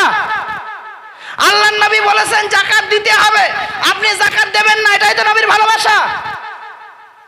আই লাভ মুহাম্মদ লিখে দিয়েছি তো। কোথায় আন্দোলন হচ্ছিল, সেই আন্দোলনে তো আমি পিছনে পিছনে হেঁটেছিলাম, নবীর ভালোবাসা তো। হযরত ওমর রাদিয়াল্লাহু তাআলা আনহু একদিন নবীকে বলছেন, আল্লাহর নবী, আমি আমার নফসের পরে সবচেয়ে আপনাকে বেশি ভালোবাসি। নবী বলছেন, ওমর তুমি এখনো পরিপূর্ণ মুসলমান হতে পারোনি। হযরত ওমর বুঝতে পেরে বলছেন, আল্লাহর নবী, আমি আমার নফসের চেয়ে আপনাকে বেশি ভালোবাসি। বলছে আলান, এখন হলো। সেই হাদিসের পরিভাষা, লা ইউমিনু আহাদুকুম হাত্তা আকুনা হাব্বা ইলাইহি মিন ওয়ালিদিহি ওয়া ওয়ালাদিহি ওয়ান নাসি আজমাইন। তোমাদের মধ্যে কোনো ব্যক্তি ওই সময় পর্যন্ত পূর্ণ মুমিন হতে পারবে না, তোমাদের মধ্যে কোনো ব্যক্তি ওই সময় পর্যন্ত মুমিন হতে পারবে না, তোমাদের মধ্যে কোনো ব্যক্তি ওই সময় পর্যন্ত মুমিন হতে পারবে না যতক্ষণ না আমি মুহাম্মদ রাসূলুল্লাহ তোমার কাছে তোমার পিতামাতা, তোমার সন্তান সন্ততি, তোমার স্ত্রী, তোমার আত্মীয় স্বজন, তোমার পাড়া প্রতিবেশী, সারা বিশ্বের প্রতিটা মানুষের চেয়ে বেশি প্রিয় না হয়ে যাবে। আজকে নবীকে বেশি ভালোবাসি না আমার সন্তানকে বেশি ভালোবাসি? নবীকে বেশি ভালোবাসি না আমার বাবা মাকে বেশি ভালোবাসি? নবীকে বেশি ভালোবাসি না স্ত্রীকে বেশি ভালোবাসি? নবীকে বেশি ভালোবাসি না গার্লফ্রেন্ডকে বেশি ভালোবাসি? যদি নবীর চেয়ে একটু পরিমাণ কারোর প্রতি বেশি হয়ে যায়, আমি মুমিন নই। এর জন্য কি হুজুরের ফতোয়া দরকার? এর জন্য কি আলাদা ফতোয়া দিতে হবে? আপনি মুমিন থাকবেন না যদি নবীর চেয়ে কারোর প্রতি ভালোবাসা বেশি হয়ে যায়। আর সেই ভালোবাসাটা কি করে হবে? লাফ মারবেন? নবীর নাম শুনেছি তো লাফ মেরে গাছে উঠে গিয়েছে, নবীর নাম শুনে কেউ ডান্স দিচ্ছে, নবীর নাম শুনে কেউ খুঁটি ধরে উপরে উঠে যাচ্ছে, নবীর নাম শুনে হাজার রকম করছে, কেউ আঙ্গুটি দিয়ে চুমু খাচ্ছে, বলছে নবীর ভালোবাসা। এটা ছিল নবীর ভালোবাসা? সাহাবীরা এইভাবে ভালোবেসেছিলেন। আল্লাহর নবী সাহাবীদের একটা একটা বর্ণনা শুনলে গা শিউরে উঠবে।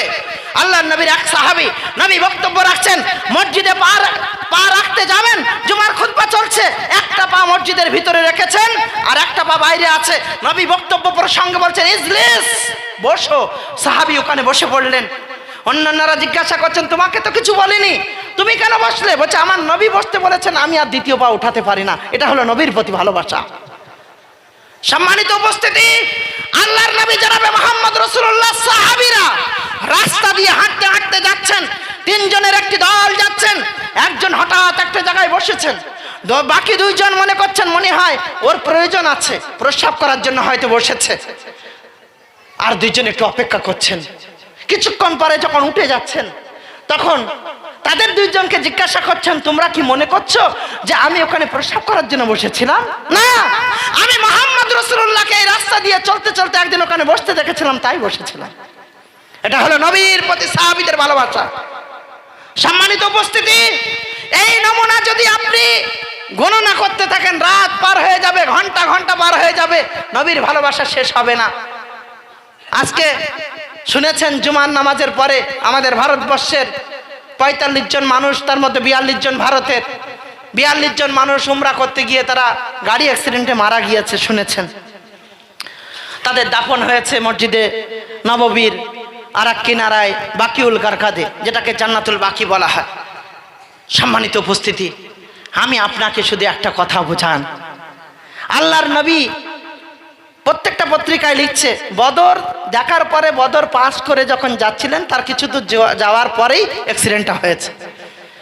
আমরা যারা হাজী সাহেবরা আছেন, মাওলানা সাহেবরা রয়েছেন, বদরে গিয়েছেন, মাত্র ৩১৩ জন সাহাবী, মতান্তরে ৩১৭ জন সাহাবী ১০০০ জনের বিরুদ্ধে লড়াই করছেন। সেই যুদ্ধের ফলাফল মুসলমানদের পক্ষে শুধুমাত্র কিসের কারণে? আল্লাহ সুবহানাহু ওয়া তাআলার প্রতি অগাধ বিশ্বাস, নবীর প্রতি তাদের ভালোবাসা, তাদের ঈমান, ফেরেশতারা তাদেরকে সহযোগিতা করেছেন। আর আজ আমরা কিছু করলে নাকি আমাদের সহযোগিতা হয় না, আমাদের কোনো কিছুই উপকার হয় না, কোনো ফলপ্রসূ কিছু আমরা পাই না। সম্মানিত উপস্থিতি, কিছুদিন পরে যখন ওহদ হচ্ছে, ওহদের যুদ্ধে আল্লাহর নবীর একটা পরিভাষা, শুধু এই পরিভাষাটা আজকে মুখস্থ রাখতে পারলে আজকে জলসা আপনার জন্য সাকসেস হবে।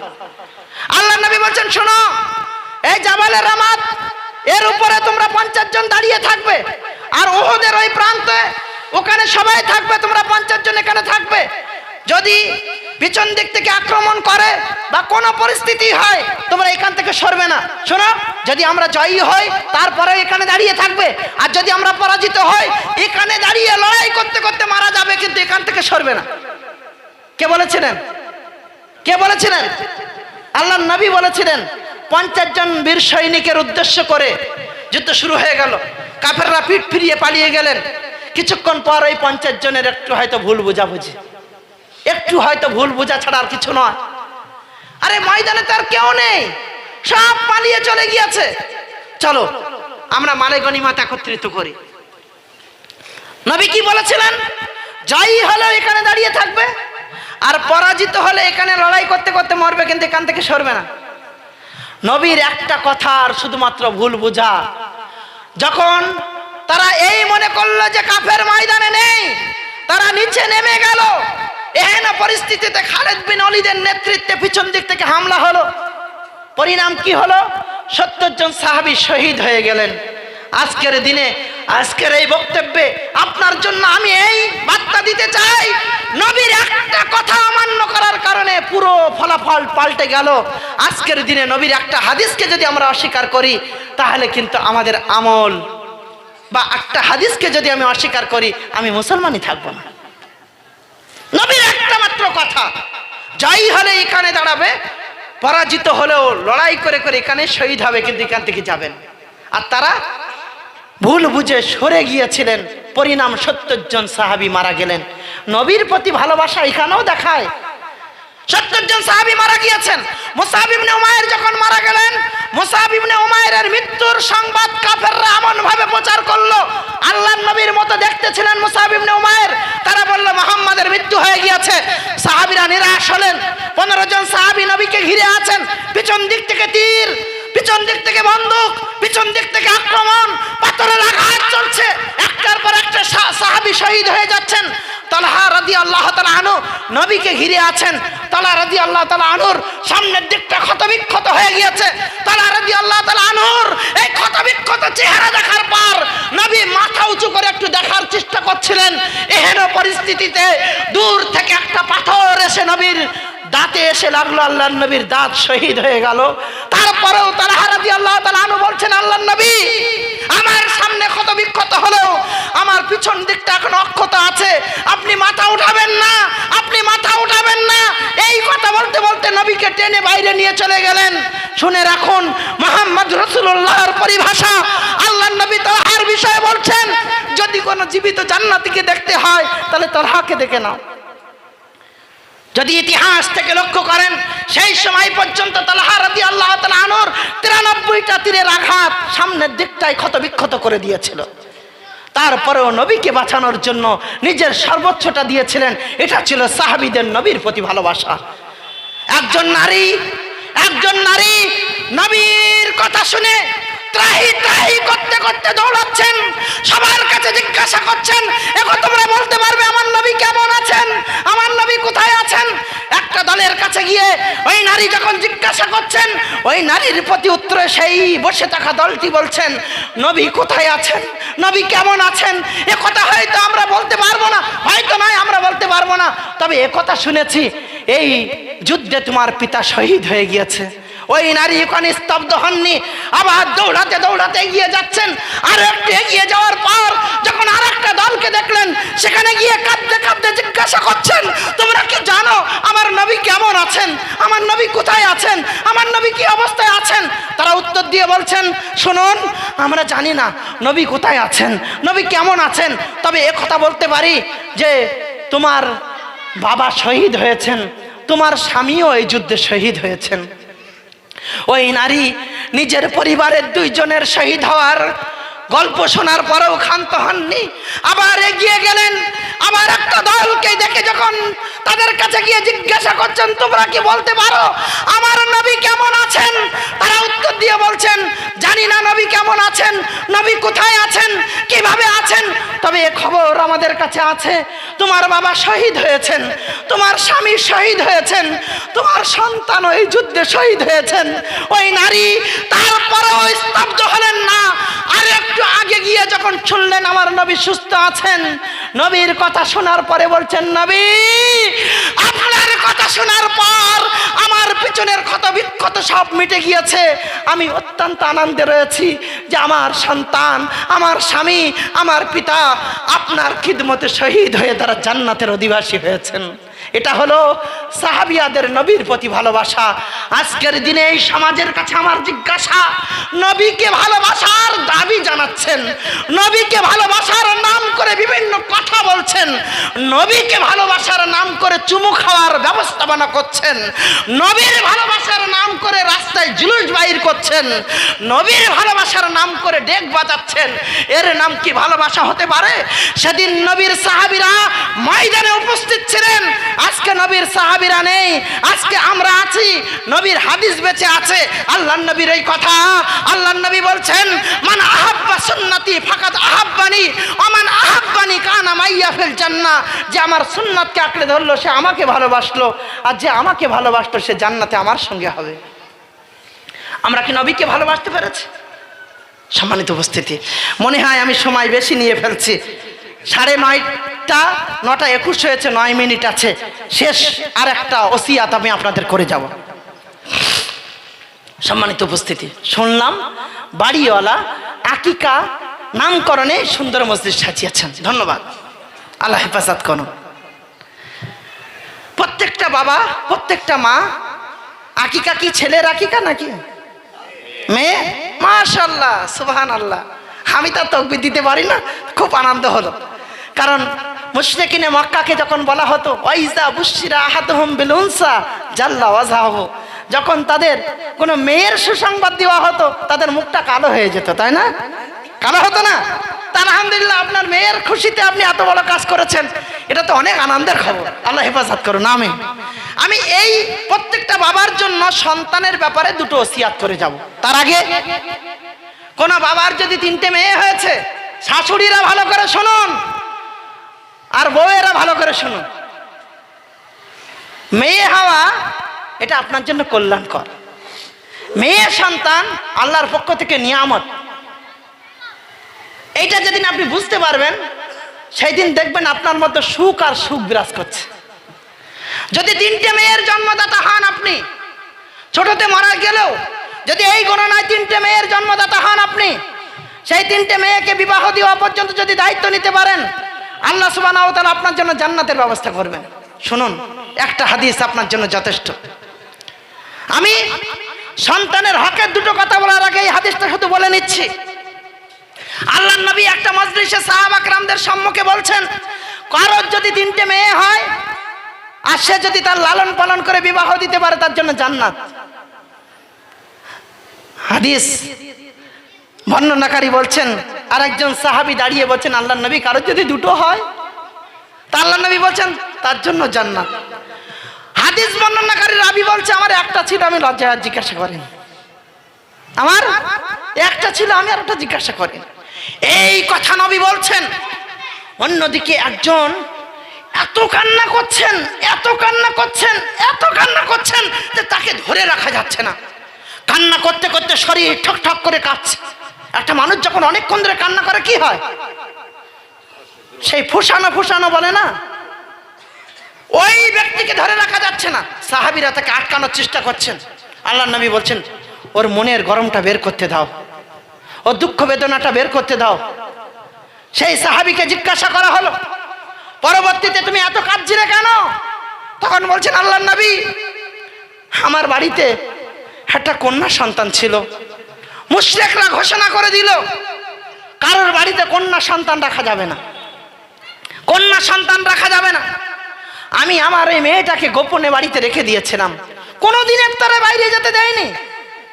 কিন্তু হঠাৎ আমার প্রতিবেশী কেউ একদিন জানালা দিয়ে, ছিদ্র দিয়ে আমার ওই বাচ্চার খবরটা পেয়ে যায়।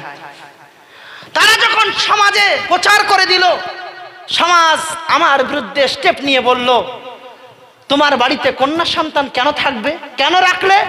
তুমি এখনই ব্যবস্থা নাও, তুমি এখনই তাকে হত্যা করো, তা না হলে তোমার সঙ্গে কেউ উঠা বসা করবে না, সমাজ তোমাকে বয়কট করলো। ওই সাহাবী আল্লাহর নবীকে কথা বলতে বলতে আবার কান্না শুরু করেছেন, হাউ হাউ করে কাঁদছেন। কি হয়েছিল তারপর? বলছে, তারা যখন আমাকে বয়কট করলো, আমার সঙ্গে উঠা বসা বন্ধ করে দিল, তখন আমি না পেরে নিরুপায় হয়ে আমার কন্যাটাকে হাত ধরলাম, কাঁধে একটা কুদাল নিলাম, মরুভূমিতে হাঁটছি। আমার কন্যা বারবার আমাকে বলছেন, বাবা কি করবেন, বাবা আমাকে কোথায় নিয়ে যাবেন? সে তো কোনোদিন বাইরে আসেনি, তাকে তো কোনোদিন বাইরে আনা হয়নি, তার কাছে শত প্রশ্ন, বাবা আমাকে কোথায় নিয়ে যাচ্ছেন, বাবা কি করবেন? আমি তার বারবার উত্তর দিয়ে বলেছি, একটু পরেই তুমি বুঝতে পারবে। মরুভূমিতে নিয়ে গিয়ে যখন আমি কোদাল দিয়ে মরুভূমির বালু সরাচ্ছি, তখন আমাকে আমার মেয়ে বারবার বলছে, বাবা এখানে কি করবেন? আমি আমার মেয়েকে এই কথা শুধু বলতে থাকলাম, একটু পরেই বুঝতে পারবে।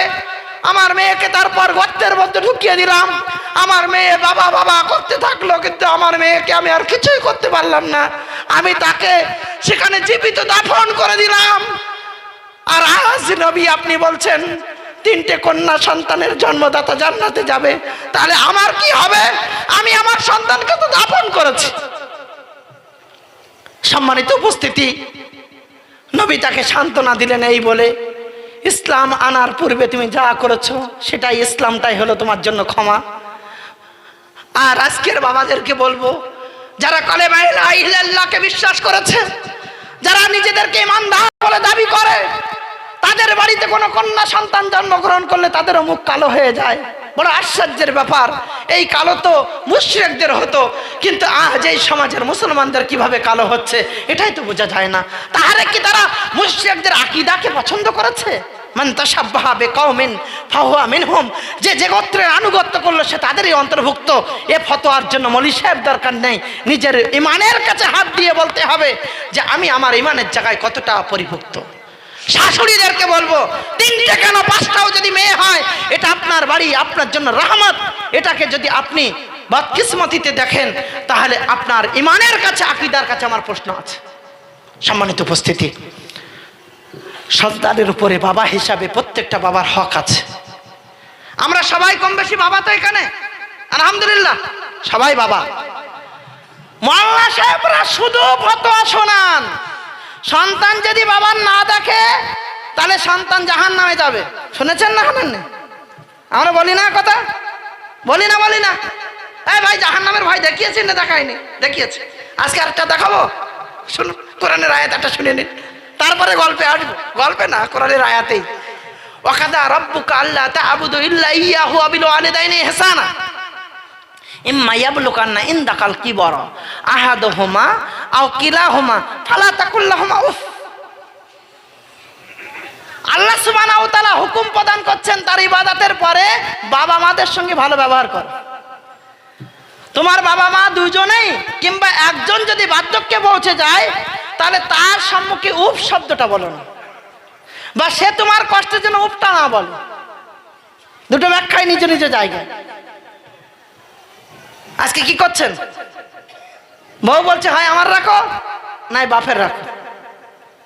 আপনার বউয়ের ব্যাপারে শুধু একটা কথা বলে দিই, স্ত্রীকেও এর জন্য একটা সমাধানের রাস্তা বলে দিই। প্রত্যেক বাড়ি ও আব্দুল হামিদ এখানে ফতোয়া দিচ্ছে, ডায়লগ দিচ্ছে, তো আব্দুল হামিদেরও যে অশান্তি কোনোদিন হয় না এমনটা না, পৃথিবীর সবার হবে। এর জন্য আপনারা যে কাজটা করবেন, বউকে ডাকবেন আর শাশুড়ি মাকে ডাকবেন, মা তুমি আমার মা, আমি তোমাকে জীবনে ছাড়বো না। আর বউ তুমি আমার বউ, আমি তোমাকেও ছাড়তে চাই না। এখন তোমরা দুজন কিভাবে কম্প্রোমাইজ করবে এটা তোমাদের কাছে ছেড়ে দিচ্ছে। আমি দুজনকে নিয়ে চলবো। তুমি যদি বলো বউ ছাড়ো, তা আমি ছাড়বো না। আর বউ তুমি যদি বলো মাকে ছাড়ো, তা আমি ছাড়বো না। এখন তোমরা ঠিক করে নাও যে তোমরা কিভাবে থাকবে। বাবা মাকে উপ শব্দটা বলবে না। তোমার ছোট অবস্থায় কত কষ্ট করেছে, বাবা মার জন্য তোমাকে আল্লাহ দোয়া শিখিয়ে দিয়েছেন, তুমি এই মর্মে দোয়া করো, রব্বির হামহুমা কামা রব্বায়ানি সাগীরা। বলুন আমার সঙ্গে, রব্বির হামহুমা কামা রব্বায়ানি সাগীরা। রব্বির হামহুমা, হে আমার প্রভু, আমার বাবা মায়ের উপরে তুমি দয়া করো, কামা রব্বায়ানি সাগীরা, যেমন আমার ছোট বয়সে তারা আমার উপরে দয়া করেছিল। বাবা হিসাবে আজকে সন্তান রাত্রে যখন জ্বরে কাতরে কান্নাকাটি করে, সারা রাত স্বামী স্ত্রী বসে থাকেন, সেই কষ্টটা কত কষ্ট সেই বাবাই জানে আর সেই মাই জানে। বাবা মা হিসাবে আজ উপলব্ধি করছেন, কিন্তু আপনি কি এমনি এমনি বেড়ে উঠেছিলেন? আপনার মা কি আপনার জন্য করেনি এমনটা? তাই আল্লাহ বলছেন, দোয়া করে বলো, রব্বির হামহুমা কামা রব্বায়ানি সাগীরা। বাবারা, বাপ মাকে ছাড়া যাবে না। বাপ মাকে যে কোনো উপায়ে আঁকড়ে ধরে রাখতে হবে, কোনো কষ্ট দেওয়া যাবে না। আমি জানি অনেক বিদঘুটে বাপ আছে, আমি জানি। এই কথাগুলো আমি সমাজের পরিভাষা ব্যবহার করি। এই ময়দানে ঘুরে ঘুরে আমি মাটির গন্ধ জানি। আমি অনেক ভদ্র ভাষা বললে ভদ্র ভাষা বুঝবে না। অনেক বিদঘুটে বাবা আছে, তারা এখন থেকে সিদ্ধান্ত নিয়েছে, বড় ছেলের 2 বিঘে লিখে দেবো, তো ছোট ছেলের দেবো না, মেয়ের লিখে দিয়ে যাবো, দেবো না। এসব হলো অজ্ঞতার কারণে। এর আগে মহিদুল ভাইও বলেছেন, আর আমাদের এই আব্দুল মমিন সাহেবও বলেছেন, সব কিছুর মূল হলো অজ্ঞতা। আজকে অনেক বাবারা বলছে আমি মরে গেলে ছেলেরা দেবে কি দেবে না, তাই একটু মনে করছি সব হকটা সমানভাবে বুঝিয়ে দিয়ে যায়। ও বেকুব, এইটা জানে না যে মৃত্যু না হলে হকটা হয় কি করে। আমার যদি মরণই হলো না, আমি যদি মারাই গেলাম না, তা আমার হক কোথায়? আমার হক থাকবে? আবার বলছে মরার আগে হক লিখে দেবো। বলছে মাওলানা সাহেব সব ঠিক করে দিয়েছে। কি করেছেন? বলছে ছেলের দিয়েছে 2 বিঘে, 2 ছেলের 2 বিঘে 4 বিঘে দিয়েছে, আর মেয়ের দিয়েছে 1 বিঘে। আচ্ছা, বিশাল ভালো কাজ করেছো তুমি তো এখনো মরনি, তো হক কোথার থেকে হলো? না, যে যেটা পাবে ওইটাই দিয়েছে। আচ্ছা এবারে শোনো, দুনিয়ায় বেঁচে থাকতে যদি কিছু লিখে দিতে চাও, তাহলে ভালো করে শোনো, দুনিয়ায় বেঁচে থাকতে যদি কিছু লিখে দিতে চাও, ছেলের যা দেবে মেয়েরও তাই দিতে হবে। দেখি কত বড় বাহাদুর আছো, দাও এবার। ছেলের যদি 2 বিঘে দিয়েছে তাহলে মেয়েকেও 2 বিঘে দিতে হবে। কোন মুফতি সাহেব আছে এই ফতোয়া কাটবে? আসুক। দুনিয়ায় ছেলেকে যদি একটা কপালে চুম্বন করেন তা মেয়েকেও চুম্বন করতে হবে। আল্লাহর নবীর সামনে একজন সাহাবী তার ছেলেকে চুম্বন করেছিল, তা আল্লাহর নবী বলছে তুমি তোমার সন্তানের সঙ্গে ইনসাফ করনি, তোমার মেয়ে কি অন্যায় করেছে? তাহলে দুনিয়াতে যদি কিছু দিতে হয় সবাইকে সমান সমান দিতে হবে। হক, আপনি না মারা গেলে হক হবে না। আপনি মারা যাবেন, প্রথম আপনার মাল দিয়ে আপনার কাফন হবে, তারপরে আপনার ঋণ পরিশোধ হবে, তারপরে আপনার ওসিয়াতের পরিশুদ্ধ হতে হবে, তারপরে যদি থাকে তাহলে হক হবে, তা না হলে হবে না। সম্মানিত উপস্থিতি, এবারে আপনার কাছে আসি। এরপরও আমি বলছি, ছোট ছেলে, মেজ ছেলে, বড় ছেলে, বাবা যদি ভুল করে নাফরমানি করেছে, তারপরেও তোমাকে আমি বলছি শোনো, তোমার ব্যাপারে নবী মুহাম্মদ রাসূলুল্লাহ বলছেন সালাসাতুন, 3 প্রকারের ব্যক্তি লা ইউকাল্লিমুহুমুল্লাহু ইয়াওমাল কিয়ামা, আল্লাহ কিয়ামতের দিন তাদের সঙ্গে কথা বলবেন না। ওয়ালা ইয়ানজুরু ইলাইহিম, তাদের দিকে রহমতের নজরে তাকাবেন না। ওয়ালা ইউযাক্কিহিম, তাদেরকে পবিত্র করবেন না। ওয়ালা হুম আযাবুন আলীম, তাদের ঠিকানা হবে যন্ত্রণাদায়ক আযাবের মধ্যে। তার মধ্যে নাম্বার 1 আল আকুলি ওয়ালিদাই, যারা পিতামাতার সঙ্গে খারাপ ব্যবহার করে তারা। আমি যদি আমার পিতামাতার সঙ্গে খারাপ ব্যবহার করি, আল্লাহ আমার সঙ্গে কথা বলবেন না, আল্লাহ তার রহমতের নজর দিয়ে আমার দিকে তাকাবেন না, আল্লাহ আমাকে পবিত্র করবেন না, আমার ঠিকানা হবে জাহান্নাম। কেউ কেউ বলছে ওসব কথা বাদ দিয়ে দিন, জাহান্নামে যাই যাবেন, বলে না বলে না, আস্তাগফিরুল্লাহ। আমি এই হাদিস অনেকবার অনেক জায়গায় বলেছি, জাহান্নামে যাই যাব, শুধু এই কথাই না, প্রায় প্রায় 4 দোকানে বলছে ওই হুজুররা অনেক কথা বলে, সব কথা শোনা যায় না, ও জাহান্নামে যাই যাবেন, ওর তো শুনবো না, বলে বলে আপনাদের দিকে না? সব আমাদের দিকে লোক বলে, আমাদের দিকে বলে। আচ্ছা, ওই নালায়েককে বলবেন যে তুই এই শীতের রাত জেগেছিস, তো গরম পানি স্ত্রীকে বললে, ডাক্তার বলে যে গরম পানি গড়গড়া করতে, তো স্ত্রী কাঁসার গ্লাসে গরম পানি করে দিয়েছে, বাইরের দিকে ঠান্ডা ঠান্ডা মনে হচ্ছে, ও একটু বেশি নিয়ে ফেলেছে, ও হারামখোর, ঢোক গিলবে কি ফেলে দেবে ওটা বুঝতে ও করছে কেন, ও তো বুঝতে পারে মানে বেশি চলে গিয়েছে, ঢোক গিলেও তো জ্বলতে জ্বলতে যাবে, আর ফেলার আগে তো জিভ পুড়ে যাচ্ছে। দুনিয়ার এই সামান্য গরম তুই সহ্য করতে পারলি না রে, আর এই কথা মুখ দিয়ে বলছি 4 দোকানে বসে বসে জাহান্নামে যাই যাব। জাহান্নাম কি তুমি জানো? একদিন এইরকম ভাবে আল্লাহর নবী বসে বক্তব্য দিচ্ছিলেন, এইভাবে হঠাৎ এক বিকট আওয়াজ। নবী জিজ্ঞাসা করছেন, সাহাবীরা তোমরা কি কোনো আওয়াজ শুনতে পেয়েছো? সাহাবীরা বলছেন, আল্লাহর নবী এত বিকট আওয়াজ শুনলাম। নবী বলছেন, তোমরা কি জানো ওটা কিসের আওয়াজ? তো হচ্ছে আল্লাহু ওয়া রাসূলু আলাম, আল্লাহ তার রাসূল ভালো জানেন, আমরা তো জানি না। তখন আল্লাহর নবী বলছে, শোনো, আজ থেকে 70 বছর আগে জাহান্নামের উপর থেকে একটা পাথর ফেলা হয়েছিল, সেই পাথরটি আজকে তার নিচে গিয়ে পড়েছে। কত বছর আগে? আবার বলেন আমার সঙ্গে, কত বছর আগে? 70 বছর আগে। যে বাড়িটা আমার বসানো হয়েছিল, একতলা বাড়ি, একটা পাথর উঠাও আর ছাদের উপর থেকে ফেলো, কত বছর লাগে এসে আমাকে একটু বলো। এই ছাদের উপর থেকে পাথর ফেলতে কত বছর লাগবে? 1 সেকেন্ড। জাহান্নামে ওই পাথরটা পড়তে কত বছর লেগেছিল? হুজুর, জাহান্নামে পড়তেই যদি 70 বছর লাগে, তুমি বলো কিভাবে জাহান্নামে যাই যাব? তোমার মতো ঘামর জন্য দুনিয়া আর একটা দিল না। তোমার অজ্ঞতা তোমাকে কোথায় পৌঁছে দিয়েছে তুমি বুঝতে পারছো? আল্লাহ হেফাজত করো। শেষ কথা, এই বাড়িওয়ালার জন্য নয়, সমস্ত ভাইদের জন্য। বাড়িওয়ালা যেভাবে সাজিয়েছেন সেইভাবে আপনার জন্য কথা। আপনার সন্তানের উপরে কিছু হক যদি আপনি পালন না করেন, সন্তান আপনার জন্য হয় জান্নাত হবে, না হয় জাহান্নাম হবে। আপনার সন্তানের প্রথম হক হলো একটা ভালো স্ত্রী দেখে বিবাহ করতে হবে। ওই যে বাচ্চা হয়নি তা হক কি করে হলো? প্রথম হক এটা যে যেটা মেয়ে দেখে পছন্দ করবেন সেই মেয়েটা যেন দিনদার হয়। ওইটা যদি ভালো না হয় তা হক সব শেষ। ওই যে তুনকাহুল মারাতুল আরবাইন লে মালেহা ওয়ালে জামালেহা ওয়ালে হাসাবেহা ওয়ালে দীনেহা ফাসফার বেজাতির দিন। তোমরা সাধারণত বিয়ে করে থাকো 4টি জিনিস দেখে, মাল দেখে, হ্যাঁ, কেউ তো অস্বীকার করবে না। বলছে ওর বাপের একটা মেয়ে, ওইটা করতে পারলে সব আমার হবে। হ্যাঁ, আল্লাহর নবী করেছিলেন খাদিজাকে বিয়ে ওই মাল ধন সম্পদ ইসলাম প্রতিষ্ঠার জন্য। আপনি যদি মাল রেখে করতে চান, উদ্দেশ্য যদি ইসলাম হয় তাহলে ঠিক আছে, না হলে হারাম।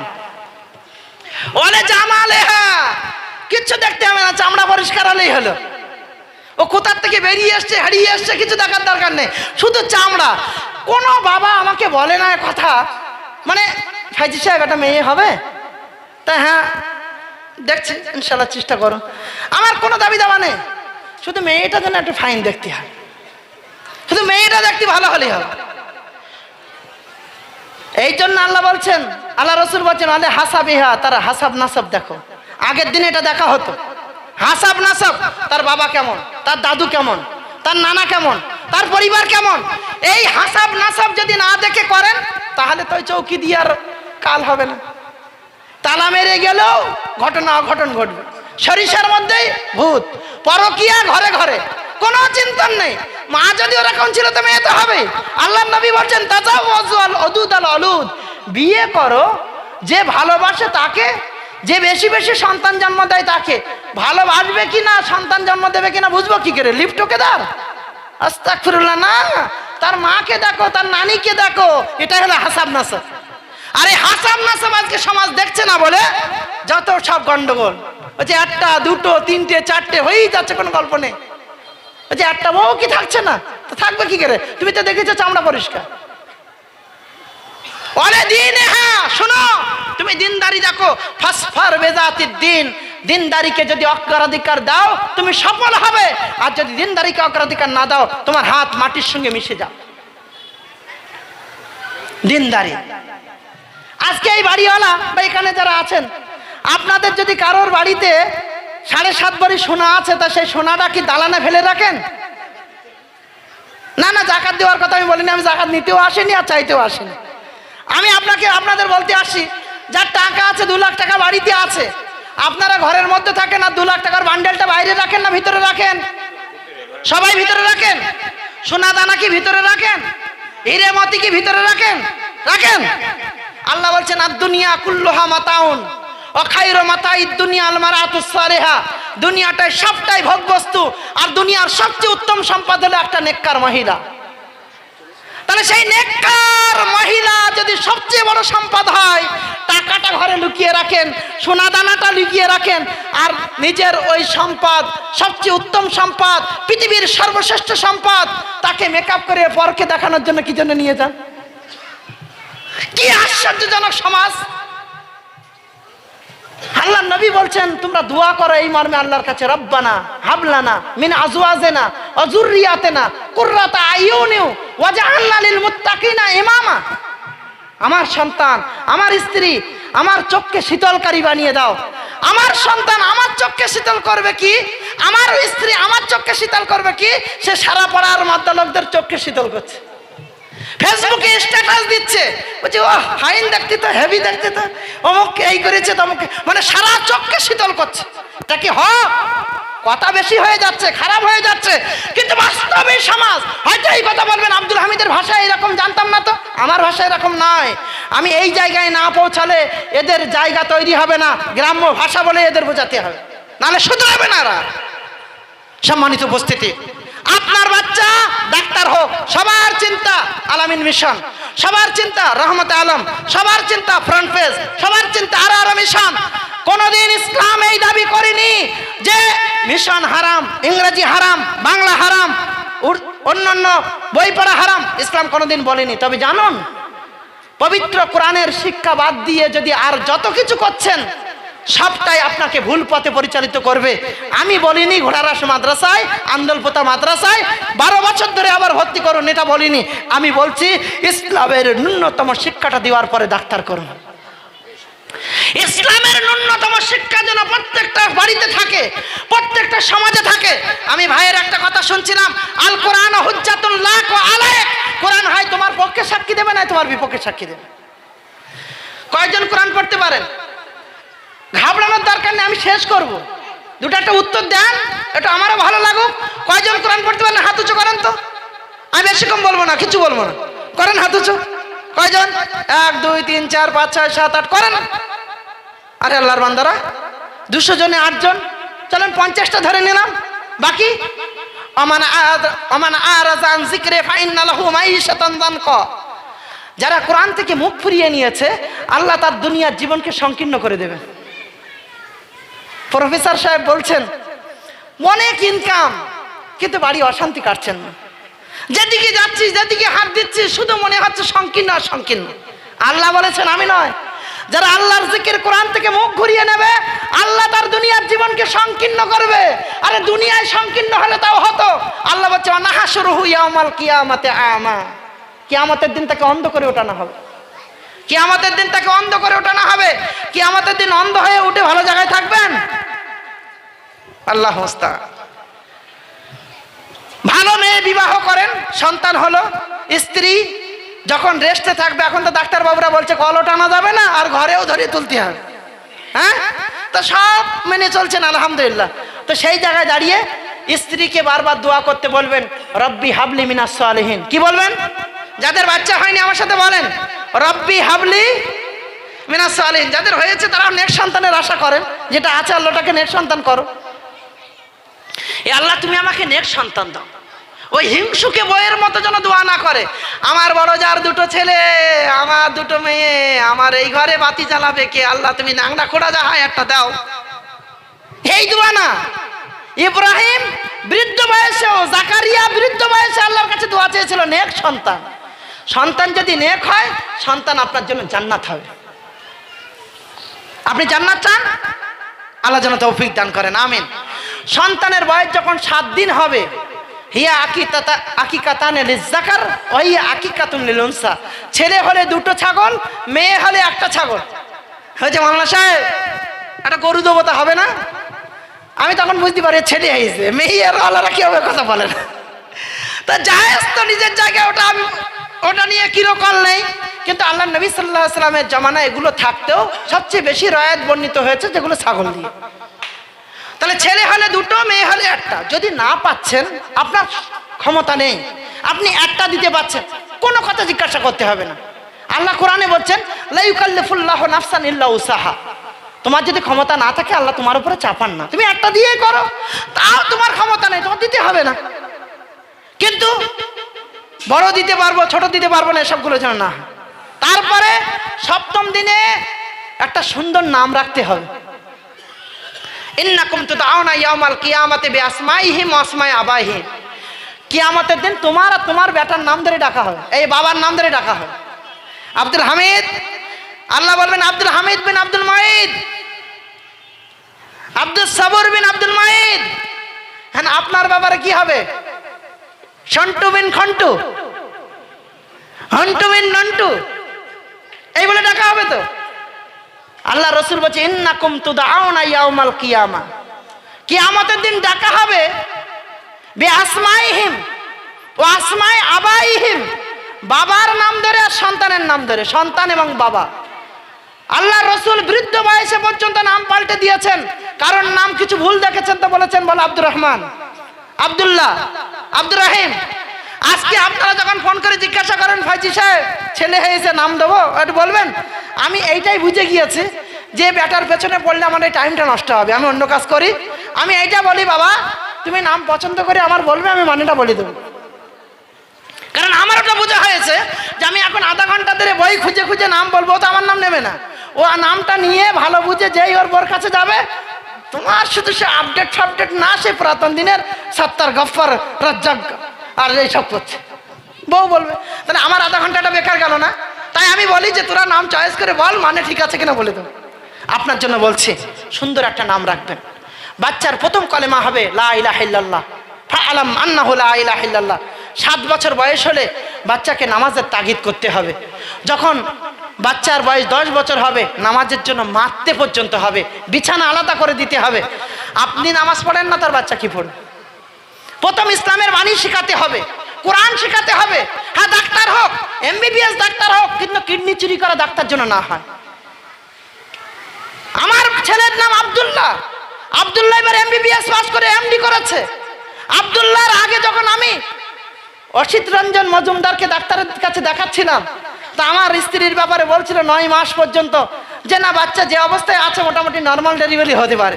কিন্তু আমার ছেলে আব্দুল্লাহর কাছে নার্সিংহোমের শেষের দিন যখন নিয়ে গিয়েছি, তখন আব্দুল্লাহ দেখছে নর্মালে তো হওয়ার ব্যাপার আছে, হয়ে যাবে, তো নর্মালে হলে তো 1000-এর বেশি দেবে না। সাথে সাথে ঘুরিয়ে দিয়ে বলছে ও পায়খানা খেয়ে ফেলিস, ঘুরিয়ে গেছে, অক্সিজেন রেডি করে রাখতে হবে। আর কেটে বের করে বলছে 55,000 টাকা বিল। ওই আব্দুল্লাহ, কেন বলেন তো? ওই আব্দুল্লাহর এই করুণ দশা এই জন্য হয়েছে, ইসলামের নৈতিক শিক্ষাটা ওর কাছে ছিল না। ও যে ডাক্তার হয়েছে, ইসলাম ওকে নিয়ে ফখর করে। যদি ইসলামের নৈতিক শিক্ষাটা ওর কাছে থাকতো, ও হালালকে জানতো, ও হারামকে জানতো, তাহলে একটা প্রতিষ্ঠিত দিনও পেয়ে যেত। আল হালাল ও বাইয়িনুন আল হারাম ও বাইয়িনুন ওয়া বাইনাহুমাল মুশতাবিহাত।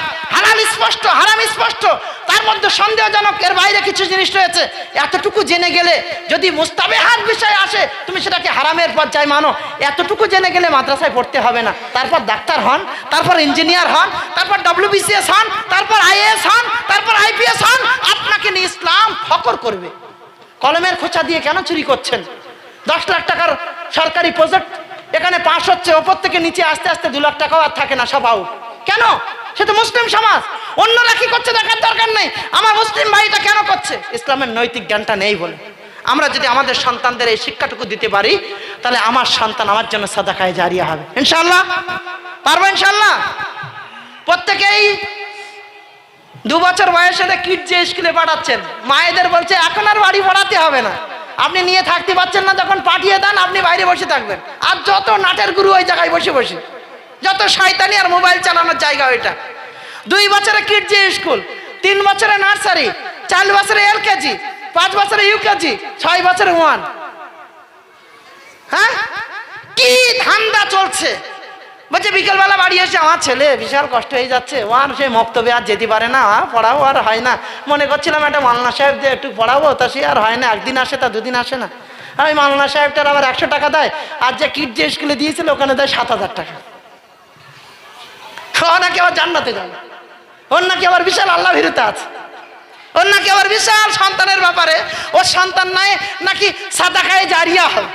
আস্তাগফিরুল্লাহ। শেষ কথা আজকের বক্তব্যে, আজকে সন্তানরা ভুল পথ অতিক্রম করছে, এই সমস্ত বাবারাও তাদেরকে নিয়ে ফখর করে, বিভিন্ন রকম রিলস বানাচ্ছে, গালিগুলোজ দিচ্ছে।